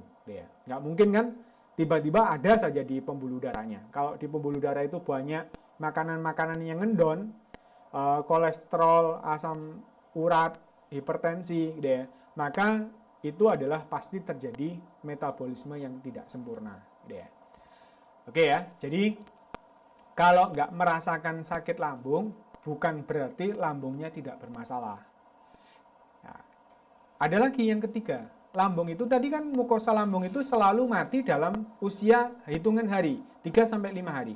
Kalau nutrisi untuk membentuk jaringan mukosa lambung tidak tersedia, kurang kolagen, itu juga jadi problem, Bapak Ibu dan teman-teman semua. Makanya kita meskipun kita sehat, kita nggak pernah meninggalkan nutrisi itu. Makanan kita itu ya harus lengkap, gitu ya. Harus ada protein, karbohidrat, lemak, vitamin, mineral, ya, ditambahi dengan tadi zat-zat yang membangun tadi, seperti kalsium, kemudian kolagen, gitu ya. Itu kita bisa inikan. Termasuk juga kalau misalnya kita, Mas kalau nggak minum algati, gitu ya, apakah nggak masalah? Nah, pertanyaan saya balik. Bisa nggak teman-teman hidup di zaman sekarang terhindar dari pemicu tadi, asap kendaraan bermotor? Kita keluar rumah sudah nggak bisa memastikan kan. Kemudian kita makan makanan di warung, gitu ya. Warungnya apakah pakai penyedap rasa atau pakai flavoring atau pakai coloring, gitu ya. Kita nggak bisa menafikan itu, teman-teman semua. Makanya kita harus preventif. Kita minum algati, gitu ya. Itu. Jadi itu penjelasan saya, semoga bisa mencerahkan. Baik, Pak Rahmat, ini ada satu pertanyaan lagi, Pak. Saya sering mendapati statement bahwa sel ginjal tidak bisa diregenerasi. Lalu bagaimanakah konsep Karnus menjelaskan penyembuhan pada penyakit ginjal? Oke, ini pertanyaan yang menarik. Itu juga dulu pertanyaan saya. Jadi, ada memang beberapa tulisan atau orang-orang yang mengatakan ada 2 organ yang tidak bisa tumbuh selnya. Yang pertama adalah ginjal, yang kedua adalah otak. Tapi itu sebenarnya gampang sekali dipatahkan ketika saya tanya Pak Iwan, tanya aja balik, apakah ada kanker ginjal dan kanker otak? Ada kan? Padahal kanker itu adalah pertumbuhan sel yang tidak terkontrol. Berarti kan ada regenerasi sel, hanya regenerasinya tidak sesuai dengan DNA yang semula. Makanya kenapa ketika terjadi problem di ginjal maupun di otak, konsep Karnus mampu menyelesaikannya karena kita yakin bahwa sel ginjal maupun sel otak itu juga mengalami regenerasi. Dan faktanya kemarin yang ada pasien yang sakit ginjal ya, sampai beberapa lama nggak bisa buang air kecil, akhirnya juga bisa buang air kecil lagi. Kemudian filter di ginjal itu sebenarnya luar biasa teknologinya. Kalau misalnya teman-teman nanti mempelajari konsep Karnus lebih dalam tentang ginjal itu luar biasa. Filter di ginjal itu yang selama ini mungkin sudah ginjal dikatakan gagal ya, sudah nggak berfungsi lagi, itu masih bisa tertolong ketika kita memang memberikan penanganan dan stimulasi ya, manipulasi tadi, kemudian nutrisi yang tepat sehingga ginjal itu bisa mengalami regenerasi lagi. Ya. Jadi mulai sekarang mitos ya, atau asumsi-asumsi dulu, yang dulu penyakit diabetes nggak bisa sembuh, hipertensi harus minum obat terus-menerus, ginjal nggak bisa regenerasi sel. Dengan konsep Karnus, ilmu pengetahuan itu berkembang. Sekarang kita sudah tahu bahwa semua itu bisa dikembalikan lagi ke ke algoritma Sang Pencipta. Nah, beda lagi kalau misalnya sudah diamputasi, apakah bisa konsep Karnus itu tumbuh kaki lagi? Nah, ini yang masih belum bisa terjawab. Apakah di kemudian hari bisa ditemukan? Wallahu alam, gitu ya. Bisa jadi, karena di film fiksi itu ada. Jadi itu penjelasan saya, semoga semakin kita optimis bahwa sebenarnya kita diberikan kemampuan oleh Allah luar biasa. Ketika kita sudah mengetahui ilmu cara kerjanya, kemudian kita mengikuti algoritma dari Sang Pencipta, kita bisa menuju titik penyembuhan yang sempurna. Dan juga kalau kita sehat, kita bisa menjaga kesehatan hingga nanti kita menghadap Sang Maha Kuasa. Demikian, terima kasih. Baik, terima kasih banyak Pak Rahmat. Tak terasa kita sudah berada di penghujung acara. Saya persilakan kepada Pak Rahmat untuk menyampaikan closing statement-nya pada acara hari ini. Baik, Bapak Ibu dan teman-teman semua, terima kasih sudah mengikuti webinar pada kesempatan hari ini yang sebenarnya cukup panjang ya. Saya berharap tadi itu 1 jam selesai, ternyata ini sampai 2 jam, luar biasa. Tapi tidak ada yang sia-sia, setiap detik kita dihitung, gitu ya, dihitung kebaikannya, apalagi kita ini adalah mencari ilmu. Jadi kalau di keyakinan saya, setiap orang yang mencari ilmu itu akan dilingkupi oleh malaikat dan didoakan, gitu ya. Dan ini adalah wajib bagi siapa saja sampai kita ajal kita menjemput ya. Maka kewajiban menuntut ilmu itu harus kita semarakkan semangat kita, gitu ya. Dan di konsep Karnus ini kita punya tagline cara cerdas untuk sehat, karena kalau kita ingin sehat kita harus cerdas. Makanya kita harus terus belajar, cuman jangan hanya berhenti pada diri kita sendiri. Konsep Karnus ini adalah sesuatu yang masih baru, masih belum banyak masyarakat yang mengetahui. Saya menghimbau kepada teman-teman semua yang sudah mendengarkan konsep Karnus, seberapapun yang Bapak Ibu dan teman-teman serap, sampaikanlah itu ke tengah-tengah masyarakat, karena masih banyak masyarakat yang belum tahu tentang konsep Karnus, belum tahu tentang algoritma Sang Pencipta, yang itu sebenarnya adalah sangat dibutuhkan oleh masyarakat kita saat ini. Jadi saya menghimbau semuanya, meskipun Bapak Ibu yang belum menjadi pendekar, paling tidak jadikanlah Bapak Ibu pensyiar konsep Karnus dimanapun Bapak Ibu berada. Terutama nanti di musim silaturahmi ya, itu sampaikanlah, meskipun lewat virtual, lewat online, maupun ketemu langsung, sampaikanlah ini setiap bisa kita ketemu. Mungkin kalau ada orang yang takut makan melinjo, sampaikanlah melinjo itu baik. Nggak ada yang masalah dengan melinjo selama pencernaan kita baik. Jangan takut makan opor, jangan takut makan gulai, jangan takut makan rawon. Selama sistem tubuh kita itu berjalan dengan baik, kita lebih bijak pada tubuh kita, juga lebih bijak pada makanan. Kita tidak gampang menyalahkan makanan, karena sesungguhnya kalau kita menyalahkan makanan itu sama saja dengan mengkufuri nikmat Allah, gitu ya. Demikian dari saya, semoga bermanfaat. Assalamualaikum warahmatullahi wabarakatuh.